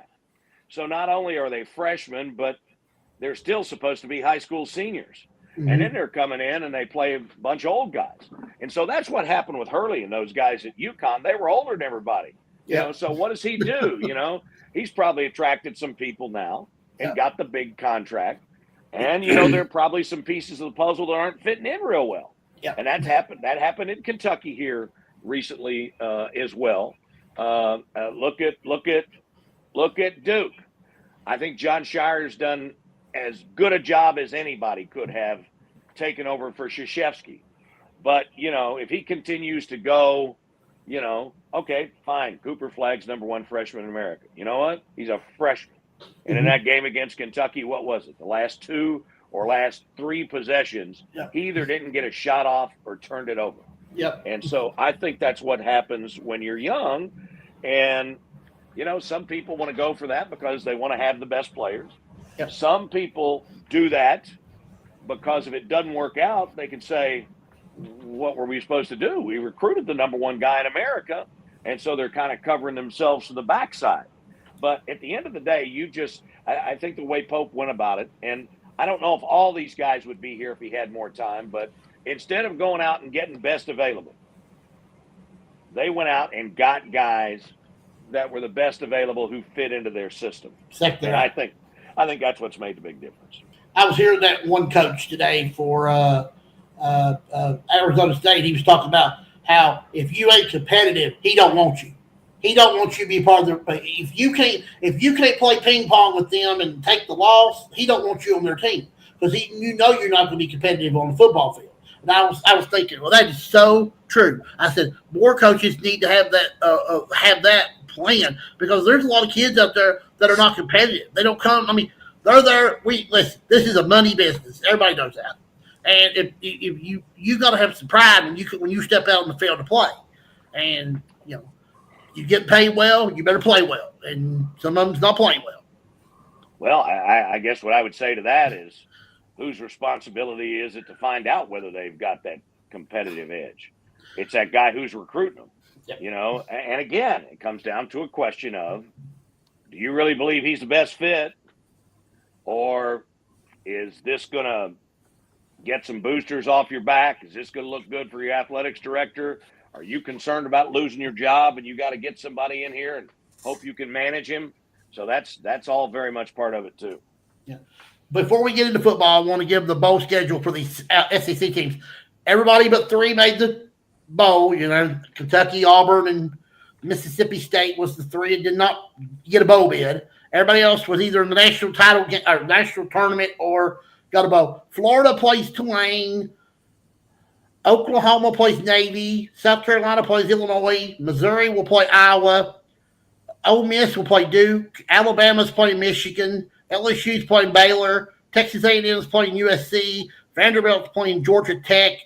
And Arkansas is playing Vanderbilt's playing Georgia Tech. Arkansas is playing Texas Tech. So, listen, some of the games, I think the teams like Vanderbilt, South Carolina, Missouri, and them, I think they'll play hard. But do you think that Alabama and them cares? Because they're not playing for a national title. I mean, well, here's the thing about all that though too. I mean, the schools that aren't still in the tournament, I think we're going to continue to see more and more players from those teams opt out of the bowl game. Yeah. Number 1, to prevent injury.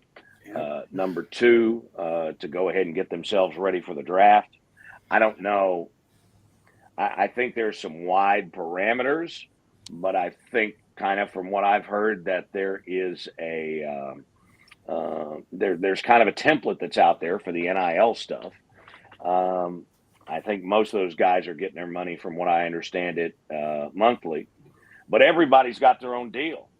Yeah. And some people may be writing deals that if we're in a bowl game and you don't play, it's going to cost you X. I don't know that. Yeah. But then the other thing is you're trying to put things together in the portal and get the money that you want to have. There are going to be some coaches and you're going to see some people move around and you may not know why, but there are going to be some coaches that are going to go to some of their players and say, hey, listen, had an okay year, but in talking to you, you and us thought you were going to do this, this, this, and this. Yeah. So what we do is we want you back next year. Yeah. But you're only going to get half of the NIL money that you got this year. And then those players got to make a decision. Yeah. And so It looks bad on everybody if somebody pulls a scholarship. But if you're a coach and you're trying to encourage somebody to move on, all you got to do is reduce their NIL. So I think that is going to be really, really interesting to see here in the next month or so. All right, now let's get to that door. Led us to this door. Left and right, we're seeing Kentucky players hit the portal. I don't know what Dame and Berrien's going to do. Are they going to stay for another year? Are they going to go try to see if they can get drafted, see if they think they're good enough to play? We saw other Kentucky players hit the portal. This situation's very, very sticky right now. I'm not, listen, I like Coach Stoops. Do I think he needs to go? That's not my decision. I'm not the AD. But my problem I have is we've let 2/3 of our team hit the portal. And right now, we're going to have a whole new team next year, which is probably going to be better anyway because part of the kids that we have, they didn't play very well this year. But CJ, you understand he can't stop them from hitting the portal. No, I know that. That's what all these players went to court for, was to be able to get the right to have the same mobility as the coaches themselves. And just because somebody hits the portal doesn't mean that they're going to go. We've seen a lot of guys that have put their name in and then pulled it out. Here's the other thing too. Just because they're hitting the portal doesn't mean they're going to have all kinds of people offering them. Yeah. Here's what an old boy told me one time out at Keeneland. He said, "You may think you've got a $300,000 horse, but if somebody only wants to pay you $150,000, you've got a $150,000 horse." And so, I love that. So all these kids have got people chirping in their ears and everything like that. But that doesn't mean that they're going to get what they want. And listen, it's different for everybody. I think, and this is just my observation. Mm-hmm. I did not think Berrien Brown had a good year at all. I thought he was great when they got him on the outside. Yep. But when he was asked to run a route or catch a pass over the middle, well, either he couldn't or he wouldn't. And that's the question. I think he could. He makes some great catches on the sidelines. But, I mean, you can watch ball at any level. And, I mean, you catch the ball over the middle and you're going to take some punishment to do it. And the great wide receivers are going to do that. The thing with Dane, and I haven't had a chance to talk to him. I know his dad, Dante, real well from when he played here and has stayed here. You've seen it down in your part of the world.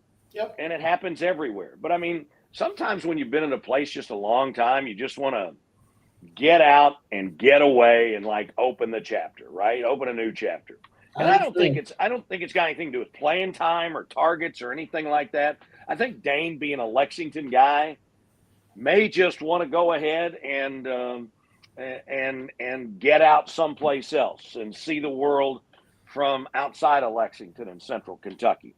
I know his girlfriend is she's a scholarship softball player, I believe, at Georgia. And that, despite what people will tell you, that always factors in.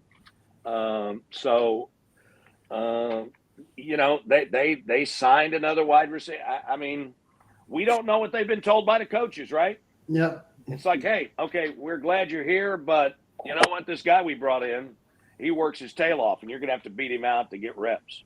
We don't know if they've said that or not. I'm not saying they have, but all that stuff goes on now, and it's always gone on, but it's much more above board than it used to be.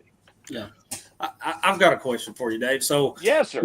Yeah. So, I'm a loyal UK fan. I always have been, always will be. And I'm a big Coach Stoops fan. But you see a lot of people after this year, people jumping on a bandwagon, calling for his head, let's move on. Do you think he's a victim of his own success at Kentucky? 8 straight bowl games, all the wins that he's got, and kind of turned the program around? Well, sure. And you gotta kind of stay in your own lane too. Right. Cal made that stupid statement last year about basketball over football or something, and Mark is one of those angry little gingers, is what the kids would call him now. And so he fired back and said, "I'm going to protect my guys and everything." And then he started talking about the NIL and the portal, and made his famous line of, "Well, if people want this, then they need to pony up." And since he has issued the pony up line, his record has been much below 500. Mm-hmm. So you've got that. I mean, I think what it illustrates is just how traditionally difficult it is for Kentucky. It was that way in the old SEC. With the addition of Oklahoma and Texas, it's even more difficult now. I think he definitely wants to be here. I think he still really enjoys it. Let's be honest, since we've been talking about all this money tonight, there isn't anybody going to walk away from $9 million. Nope. Cal already had his deal set up, so he did what he did. But they've got to figure it out. He's the winningest all-time coach here, but there have been some areas. I think they've been really good in recruiting. I think they've been consistently good defensively. I'm sure it's frustrating for him because I feel like they've been kind of up and down in the back of the defense. I feel like linebackers and defensive linemen have been consistently really good. But you've gone through, quarterbacks like, I mean, I can't even tell you the numbers, right? I mean, I do think, and I haven't been told this directly, but I get the feeling that the folks over at the university have said, listen, we've helped out wherever we could. And maybe sometimes when we didn't think we should. But whether he wants to make any moves or not, I think he's not going to get any money to buy any assistant coaches out this year. So, if there's somebody he's wanting to move along, I think he's going to have to live with it. I don't have my roster in front of me, but was it the DB's coach or one of the coaches that's headed to Nebraska? I think it's the wide receiver coach. Receivers coach. That's who it is. And you know what? That's just one of those coaches' deals, in the deal. Because Dana Holgerson got that job out there. This guy coached for him, coached for Holgerson's offensive coordinator. I mean, they're boys. It's not like somebody's leaving because the thing is a mess or not going anywhere. They're just boys. And so it's like the Blues Brothers. They're getting the band back together. And so I think but listen, there's stuff they got to do. There are areas that they have to address. But I don't know if you saw it, but it's maybe on the first College Game Day this year when they brought Saban in, who's done an amazing job on that show. He's been really funny. But, they were talking about the portal and about the fact, Ohio State had spent like $20 million in NIL. They've got 10 guys over $1 million. And then they get beat by just an awful Michigan team. But Saban said, if you're going to pay those guys that kind of money, you better get the right guys or else you're crap out of luck. And so Brock Vandegrift is a great guy. I mean, good guy, good football player, but I don't think they got from him what they thought they were going to get from him. You look at some other spots on the field, and I think it's been the same thing. So you end up bringing back Bill Allen's son, Bo Allen. You bring back somebody from Western Kentucky. I just think the way things have gone, and unless they change something, I don't know what they changed, that the perception out there among quarterbacks in high school and college is that this is a tough deal here for quarterbacks because they keep changing things so much. And so, they've got to fix that. They got the kid Chip Trainum from Ohio State, who was supposed to be a big get for them. I don't know how many snaps he ended up playing this year, but it was not a lot. Because he was hurt the whole year. He broke his hand in preseason. had to be the worst broken hand in the history of broken hands, right? Yeah. I think he got the hand broke, and then he comes back and injures something else, and then he basically plays 2 games, maybe 8 quarters of football all year. I mean, maybe. I don't even know if it was that many. And nobody's questioning his toughness or anything. No. But I mean, my gosh, I mean, there are all kinds of guys that get out there and play with stuff. And I think it's fair though to ask, do you not do that in play if you got that NIL money? And again, I don't know how that works when you're out injured. I mean, there are no uniform contracts right now and everything. So it's kind of a brave new world out there that not everybody knows, which way they should go. I think with a portal and NIL, it almost feels like the Wild West, and you just sure. There's nothing, there. I don't know. What do you do? I think at some point you have to kind of step in. Do we cap this? I mean, can you kind of help fix it a little bit? Because look, as much as I love seeing Kentucky win, do you compete with the Texases and Alabama, Michigan, Ohio State with money? It's going to be tough at UK, I think. Well, I mean, and then you just got to look at, what the business people call ROI, return on investment. I agree with that. I mean, whether it was capped or not, do you think Michigan and Ohio State feel like they got the return on their investment this year? Heck, no. No, I agree with that as well. It's just different, man. It's college football. The landscape of college football has changed so much in the last 5 or 6 years. You expanded a 12-team playoff, and it's just these super conferences pretty much. So it's completely different. Well, I think what they're doing is they're trying to do everything they can to desperately keep some control, because it's clearly in the hands of the players now. And then the other thing is the NFL is just where it's at. And it doesn't make any difference whether they go to playing 12 games during the midweek. I mean, people are going to watch it, and it's going to hurt that collegiate product more than anything. And so I think they're kind of looking at, how do they survive?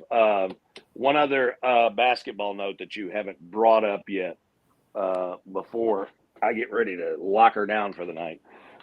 These late basketball games, 4 high school football championship games and everything. Yes. And I can't get enough sleep to get beauty sleep, but I mean, I can get some. Anyway. So Kirk Krissa is out now. He's going to be out indefinitely. You saw him get injured late in that game. He's going to have surgery. The initial. I saw that on the Facebook. Yeah, the initial. Yeah, you can't believe everything on Facebook. I know, that's why I didn't mention it, because I want to make sure it comes from you, Dave. Well, no, it came from UK. I wouldn't trust it if it came from me. But I mean, it looks like it's going to be 5 or 6 weeks, and so it's not going to be season ending. But I think this program is uniquely blessed to deal with something like that because of the fact they got poked. Oh, yeah, you're 100% right. And you know what? That's next person up. So he's going to be out 5, 6 weeks. That's the next person going to step in line. They'll be just as good as he was, and then they'll get him back. Will be better. So, yeah, listen, our basketball, our baseball, basketball, we're softball, we're in good shape right now. We just got to get the football program to stay consistent. We cannot have no more seasons like we had this past season. Because CJ, they had been to 8 straight bowl games, right? Well, that is true. That is true. Yeah. I mean, that's pretty consistent now for this bunch. But I was wanting to look at the bowls today and see Kentucky versus blank. It just looked so great, and it wasn't there. I think the thing that was so disappointing for football fans this year is that the games they lost, for the most part, were games that they could have won, and they really could have won because they were all at home. They played much better on the road than they did at home, and I've heard people complain about fans before. I was over just about all those games. Fans were great at Kroger Field this year. They were absolutely great. Atmosphere was super, and sometimes that stuff just happens, but you've got to get the answer. And then again, when you asked earlier if Stoops was a prisoner of his own success, I mean, he was a guy that said, we're not here for moral victories anymore, right? Right. Okay, and so they lose to Georgia by a point. That's a loss. Yep. I mean that's what it is, Yeah. And people people was asking the other day, you look at the schedule for next year for Kentucky, it's the same thing. You're just flipping home and away, except for the non-conference games. They're different. The non-conference, you got to go. You got to go to South Carolina. You got to go to Vanderbilt. You got Tennessee at home. You got Florida at home. You got to go to Louisville. You got Texas at home. I mean, you're playing the same schedule, except the four non-conference or the three non-conference games are different. I think Miami, Ohio is one of them. I can't remember the other two. It'll end up being four non-conference games. This stuff it won't be next year, but this stuff will lead to the end of the Louisville series. I mean, if you're somebody like Kentucky that's fighting to get into the postseason, and there are a lot of teams like that around college football, unfortunately, you can't play like a regional rivalry like this or something. Yeah. I don't know if Florida State ever go away, but I don't think you can go a whole long time if you're Florida. Are we ever going to play Indiana? Are we ever going to play Indiana in football? I know we're going to play them in basketball. I think to start next year, will we ever play them in football again? You don't want to play them now, do you? No, because they're in the final 12. But I mean, come on, CJ. I know. Here's what you need to do this week. Okay, just focus on the fact that Louisville's coming up on Saturday, and before that, it's all the action of the Mountain Classic for crying out. Exactly right. That's all you need to do. Stop worrying about all this world turmoil stuff in college athletics, and just focus on what's going on down at Perry Central, and let the best team win. You know what? You should show up down there because that would be a great honor. I mean, to the Mountain Classic. Oh, you would listen. You would have you know they would be so honored. They'd ask me for $10 for my ticket, and I'd go up there and be able to sit down and hang out with Milam and the boys, and so I'd love to get down. I would love for my schedule to allow me to get down there because it's been a little while since I've been down there. Yeah, we would love to have you. We'd love having you anywhere, Dave, because you're such a great guy. I love having you around. You're very kind. Anything else you want to ask Dave before we let him go? I know he's probably good. Listen, he's probably got some soup. He's probably got some soup, beans, cornbread waiting to be eaten. So not tonight. See, that's the other thing too. You get around the holidays and you got games and you got events, and so you can't soak them beans overnight and plan on eating them 2 nights from now because you got to be someplace. Yep. So, but I mean, it's the exact time for them. There's no question about it. Speaking of the women and men, the women play tomorrow against Queens. I never heard of Queens. In Queens College in New York, I think so. And then Kentucky men play Colgate Wednesday night. And that's not going to be an easy game. You got the injury. You got coming off the Gonzaga win. Right. Well, you got the other player coming back from the injury, but the other thing is, this is the only time. Now these guys are used to it because these guys are all like actually students. But you've got finals coming up, and then I think Mark wanted to do some different kind of things, but they couldn't because of class schedule. I think he wanted to go out to the West Coast early, but couldn't. But they did the whole NBA thing. They hopped on a plane after the game last night, and they landed in Lexington about 7:30 this morning. So they've been recovering too, and they don't, they've got to have a mandatory day off, and then you got to play on Wednesday. Yeah. You can hear the great Dave Baker right before tip-off of every UK basketball game on your local radio network. Tune in because he's always bringing you brilliant insights before UK plays. Dave, you are the man, and I'm going to bring you back one more time before I have my last show, because we can have a year-end review of everything, and we'll see You where mean your last show for the year? Yeah, last show of the year, 25. I mean, you sound like you're getting ready to retire or something. No. I thought you hit the lottery down there or something. No. I can't retire because this is the only thing that keeps me entertained. But you need to get out more then is what you need to do. Yes, Let me say one other thing before I forget about it with all the folks that you've got listening and watching down there.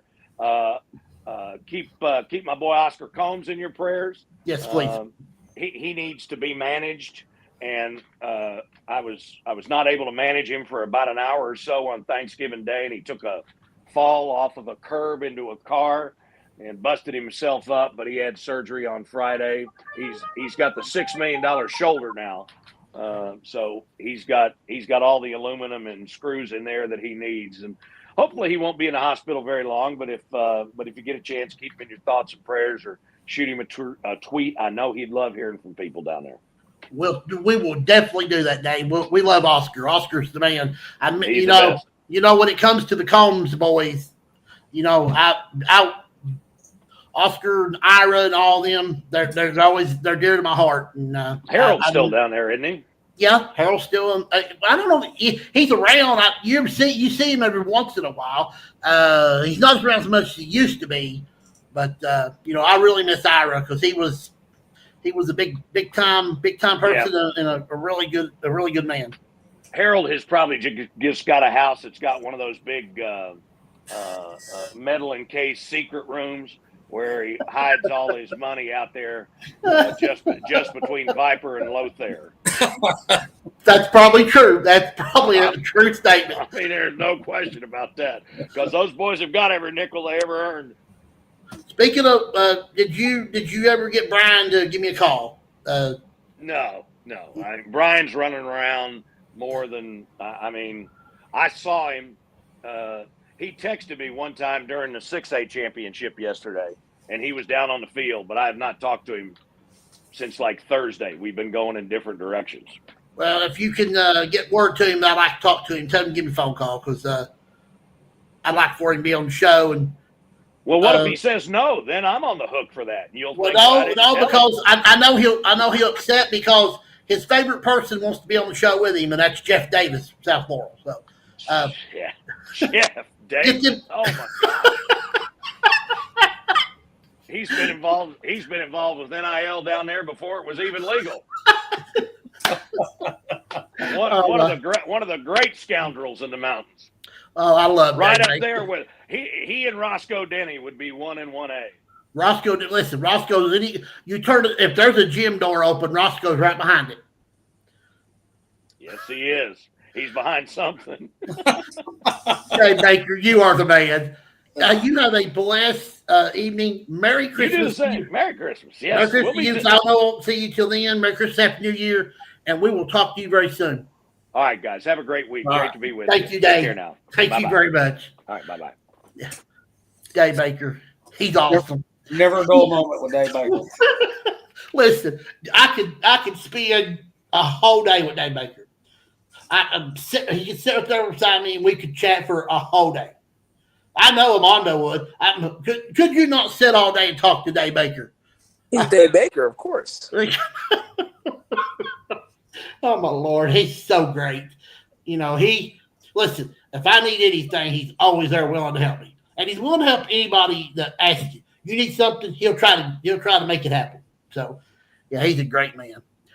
Armando Berry with us from WYMT. Well, big week. Big week.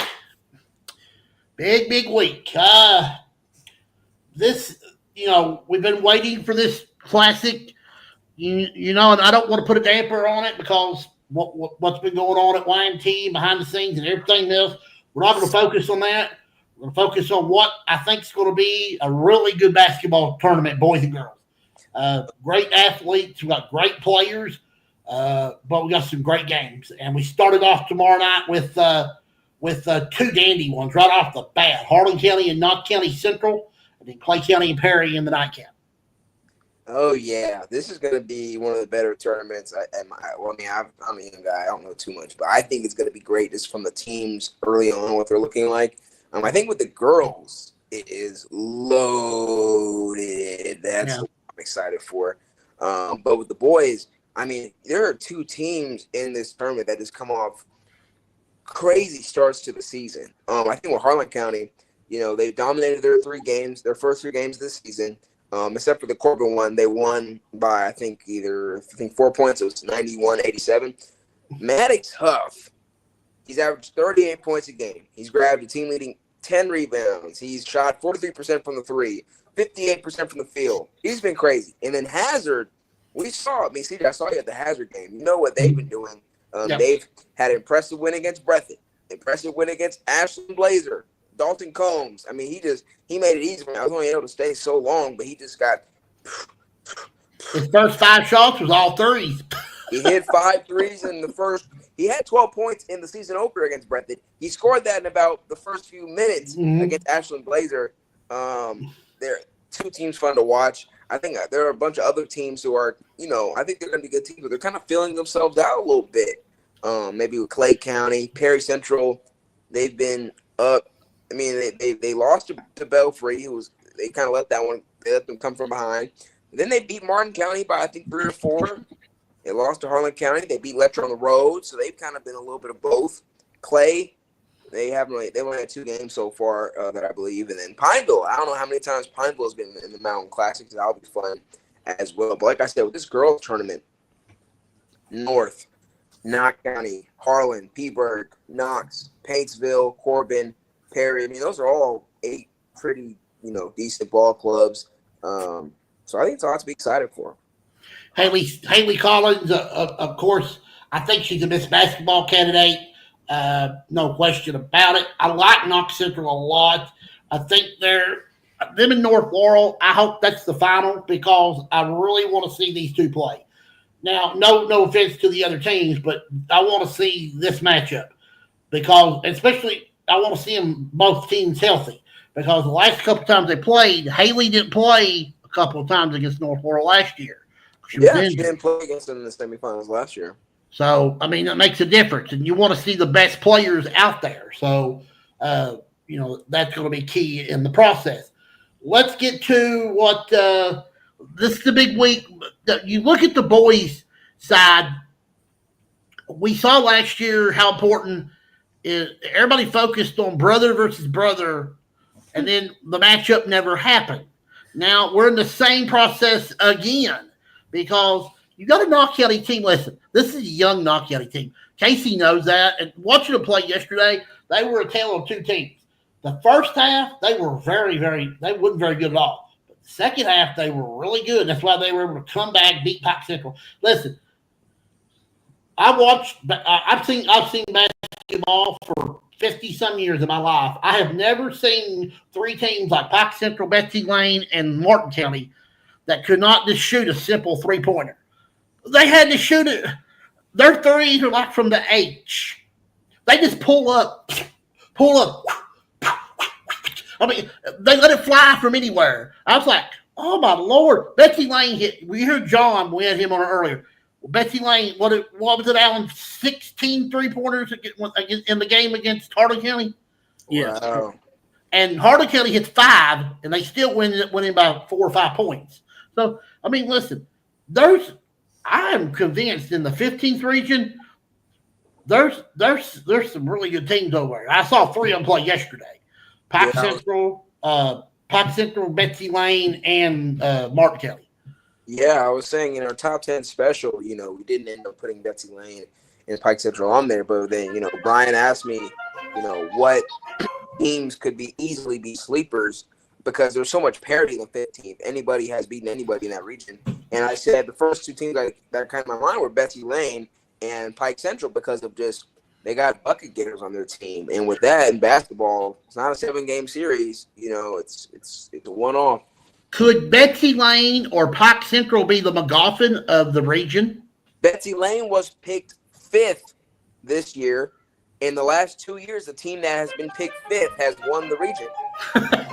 So that's what me and Brian said. Betsy Lane's year. They were picked 5th this year in the 15th. So to be determined.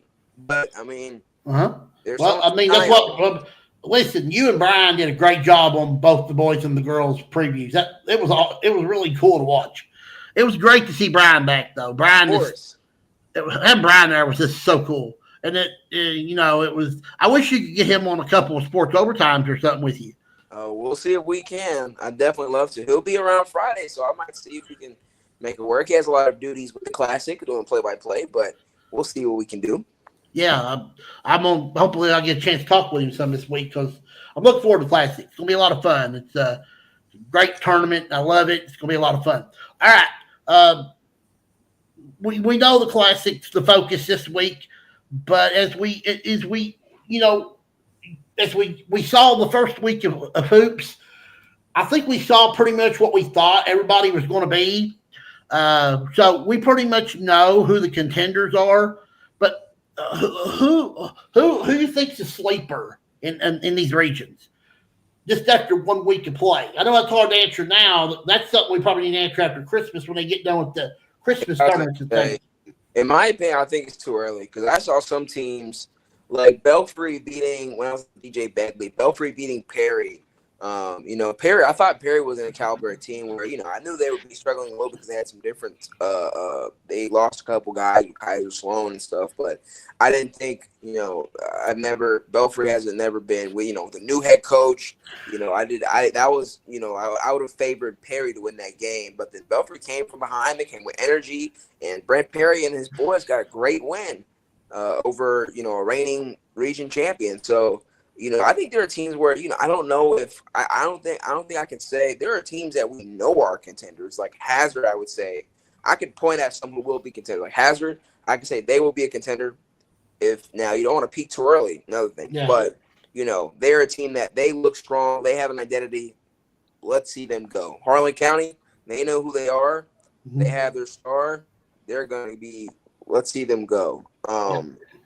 Everybody else, I'm sure there's one in every region, but I think it's too early to in my opinion, to say because it's just. I think after the Classic, we'll have a better idea as well. I feel like some of these teams they're still getting things going. I want to see these teams play each other, play more competition. Well, we'll get a good sample size with the Classic. Plus, teams that are not in the Classic, there's going to be some really good games out there in the mountains this week because there's some good matchups out there. So we need to, pay attention to them. One game that I'm looking forward to on Friday, trying to get somebody there, is it's gonna be it would be a top 5 matchup. Top 5. Southwestern at South Laurel girls. Yes. Oh God, you got to get that. Yes, that's a must. We're gonna get that one because that is a great game. I'm sure there'll be more as the weeks go by and stuff, but. It's gonna be some good action. It's gonna be the pecking order is gonna be filled over the next. I think over this week we'll have a better feel of the pecking order are right now or over the next few weeks of the early season. Yeah, I agree 100%. Okay, let's go to high school football. We've got 6 state champions. None of them are a mountain school. Attendance was down at the state football finals where there was no mountain schools. Still had good attendance. They still brought good crowds, but they didn't bring what they would have brought if they had some mountain teams down there. Was you surprised the way the season ended for the mountain schools, or was it disappointing? Because we know with new realignment coming this year, we're going to have a lot more new matchups and a lot different atmosphere. Because you just got one thing, you got Belfry coming to 2A, you got Letcher Central coming to 3A, you got Harlan County going from 5 to 4, you got other teams moving around, you got different districts, teams in each district. So I was disappointed. I thought the mountain teams didn't perform at the level this year they could have. I thought, being honest, there were still very many mountain. There were 3 mountain teams that made it to the state semis. Yeah, impressed with that. I think when they take treks, they took hikes, they could have flew a plane over to where they went for their state semifinal game. And I think that was tough. I think they probably faced. I think most of the teams met their match. The one team that I will say I am disappointed is probably Pikeville. I was just hoping because they didn't lose that. I don't feel like they lost that much. They definitely lost Sam Duty and some other guys on defense. Coach McNamee said all season he was playing younger guys. But that was a team where no one, even when they had their struggles during the season, they were like, well, they're still going to win Class A. They're still going to make the state. And they lost to the state champion in Sayre. Yeah, but still, that was more of the from what I felt from viewers and from people I've talked to, and just my own personal feelings. That was the shocker when I was like, "Wow, they're done in the region finals." That's okay. That's different. Yeah, but congratulations to Sayre. Coach Chad Pennington. I mean, he brought it home. Sayre brings it home. They're the state champions in Class A football. But you do got to feel a little bad for Raceland. They've been to 4 straight all A's, all Class A championship games. Have been runner up all 4 years. And that's tough. That's a tough nose. Yeah. Allan, questions for Armando? Oh no, just glad to see you, Armando. Oh, it's nice to always see you. Shout out to the Eagles Nest. You always help me out whenever I need something in Leslie County for sure. Thank you, sir. We appreciate that. I'm gonna be honest. Leslie County boys last night looked really good. I know they lost to Shelby Valley. That was a really competitive game. Really good ball game last night. The very well played by both teams. Leslie County's got a tremendous amount of size. I can't believe they got 4 kids over 6 foot or bigger. And we had the lead with 20 seconds to go in that game, CJ. So I know. The good thing about Leslie County is, Coach Noble, he's a great coach, and we're fortunate to have him. But this is a really, really young Leslie County team. You've only got 1 senior on the whole team. So the nucleus is there. So Trip Bashir was a monster last night in the paint. I mean, we're starting a freshman Cutter Browning. Yeah, he got boards. I remember because Anthony shot the Leslie County Lee County game, and he getting a lot of boards in that game. But yeah, they're gonna be fun to watch. I think the girls, they have an upcoming game against Hazard, I believe, on Friday. Be a fun game because I know that could be. They didn't, when we interviewed them, they didn't say that was a revenge game, but that was the team that knocked them out in the district tournament. So it's got to be a little something there, the first time you face them since then. You want to show that's Leslie County girls, another young team, only 2 seniors on that team. So yeah. Lydia was telling me about a young lady who scored 38 points the other night. Who was that? I'm not sure who got the 38. Do you know what she's talking about? So one of the girls had a big game, 38 points. And I think it might have been, I don't think it was against Harley County. I think it was in the first game they played. I'm actually not sure on that one, CJ. Okay, well, you'll have to update me on that. I'll have to check with Coach Joe and see who it was. We might have missed something here on the Eagles. I thought she told me it last night, or I might have been dreaming it while talking to her because I have a bad habit of doing that. Somebody tells me something, it's like, okay. You told me that. There's some girls that can put up numbers like that. You got Ava Napier, fast, really athletic girl. They lost a tough game yesterday to Jackson County, which Jackson County is pretty good though. And especially you go there, it's tough to play Jackson County on their home floor. They're really good at home. So, couple UK questions, and I'll let you go. What about the Cats and the big win over Gonzaga? What are we looking forward to as we move on? I know Dave just reminded me about the injury to one of their players, but they get one's out, but they get one back. So talk a little bit about that. Yes. So the update with that, I wasn't covering that one. I was watching it as a fan. And the funny thing about that game was it was one of those games where Kentucky – I'm starting to wonder, are they truly a shooting team? So I didn't go back and look at what they shot as a team, but, shots weren't always falling, but they find a way to win. They find a way to score. They cut to the basket. They hit turnaround jumpers. They just stay in it and stay closer. They be down by 16 in the third quarter. In the fourth quarter, they were, kept it within 3, kept it within 4. And I remember they finally tied the game, and I was like, yeah, now that they've tied it, they're going to win this at some point. And I wish Kobe Bray should have hit that first shot with 2 seconds left. He should have got that one. That was point-blank range. Well, listen. They still come out with a burst in overtime and win. That's all that matters. But good win for Mark Pope. First UK coach since Adolph Rupp to take down top 10 opponents in their first 2 games against top 10 opponents. It sucks to lose Kirk Kriese, though. That sucks. That sucks. But these guys find a way to win, man. They won't give up. And I thought the second half adjustment that Coach Pope made, man, was just phenomenal. I don't remember the last time I seen a Kentucky team make adjustments like that. But I think that's a testament to his coaching ability. One thing I love about Kentucky fans, I love how petty everyone is. Like, everyone goes on Facebook afterwards and says, "Oh man, we would have never made that comeback win under the previous administration. Coach Cal would never do that." And that's funny to me. That's funny. Well, listen, you want to talk about UK fans? If you look at Facebook at the end of the first half, I mean, Kentucky don't even deserve to be on the floor with these guys. That's on KSR. And tonight at the bar, everyone's screaming. Yeah, at the bar, Coach Pope is Hall of Famer already. Hey, man, that's just the beauty of being a Kentucky fan, man. You can hate one minute and love the next. I'm from Texas, so I'm just like, weren't these the same people saying, I'm just a bystander. I have no dog in the fight. No, but they did. They made some really good adjustments. And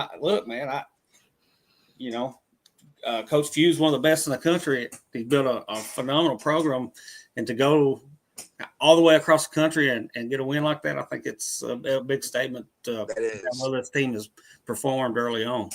That's a good win. Regardless of what anyone says, they beat Duke and they beat Gonzaga with a new coach. Like, they showed the stat line. They showed it, not stat line. They showed a stat where it was saying Gonzaga's program, how many minutes from the players they have now, how many minutes they return, how many points they return, how many rotations they return. It was like 80%, 70%, 60%. Under Kentucky, it was zero player. They don't return anything. It's a completely new team, but they're not necessarily playing like it too much. So that's why when there's certain things are falling and it just feels like they're just having trouble doing things that they should do in rhythm, you kind of got to just forgive them a little bit, because we forget how new they are. Like, this is a new coach, new team, new everybody. Yeah, there's no question about it. And I'm excited. Colgate is next for the men. Tomorrow night, Queens for the women. Hopefully they'll get back on the right track. The women's got a couple of tough games. They've got Queens,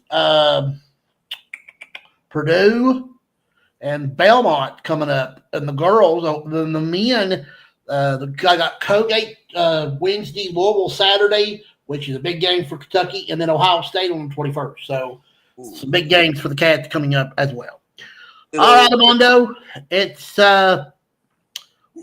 we'll do it again next. We'll do it again next Sunday. It will be the last show of 2024, and we'll flip the calendar over and be back in 2025, and be back first Sunday in January. So we'll discuss the Mountain Classic games, and we'll talk about.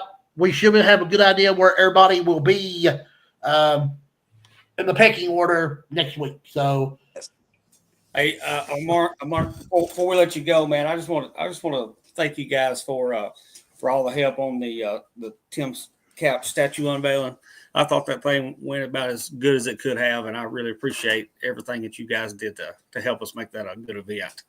Well, thank you. That was an awesome event to be at, to help out with.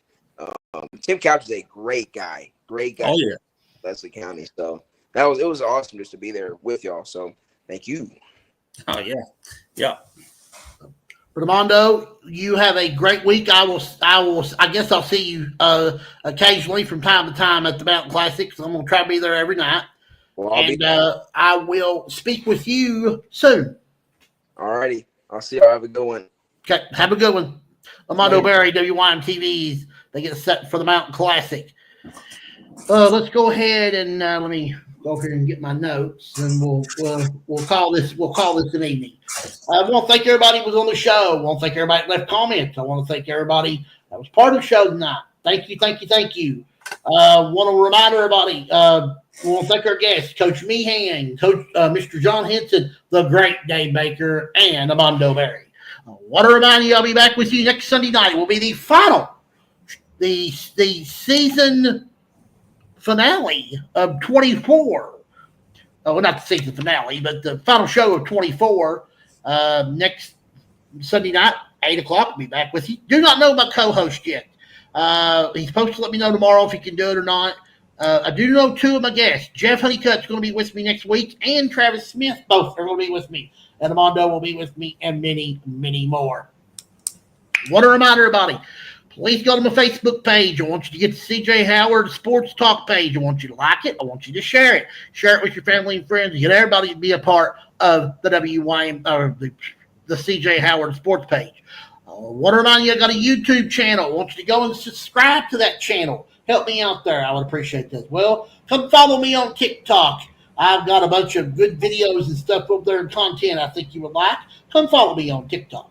I've got a Cash App. Guys, if you want to help me out with this, help me out on anything. Equipment costs stuff. Things cost a little bit. You got to have good stuff if you want to put on a good show. So, got a Cash App. It's in my bio. You can check it out if you want to. All right. Give me your final thoughts, Rice, and we'll get out of here. Final thoughts, man. Just looking forward to this basketball season getting going full speed ahead. Kind of glad football season's over, CJ. It's been a rough one. Look, and even what's left of it, I'm a Bengals fan, man. It's been a rough year to be a football fan in my Well, look here. We know one thing the Bengals have to do. It starts tomorrow night. And they probably still can't help them. They got to win out. They can't lose no more. 10-8 may get them a playoff spot if some teams falter, but I don't think it will. No, I don't. I think this is just a rough season, man, for the Bengals. Been a rough season for the Cats. Leslie County had a winning record, so that was one positive note. But been a rough football season, man, and I'm looking forward to. The basketball season started out great. Leslie County, both teams off and running, pretty good starts, and of course UK, man. Gosh. One thing I want to mention, I know both teams are going to Florida. Yes. After Christmas, right? Yes, right after Christmas. Before Christmas is the annual Hayden Citizens Bank Classic. Yes, sir. And I don't know the schedule for that, but if somebody wants to post that on Facebook, that's this will be the 12th or 13th annual Hayden Citizens Bank Classic coming up. So usually it's 3 good days of basketball there at the Nixon Center. We should.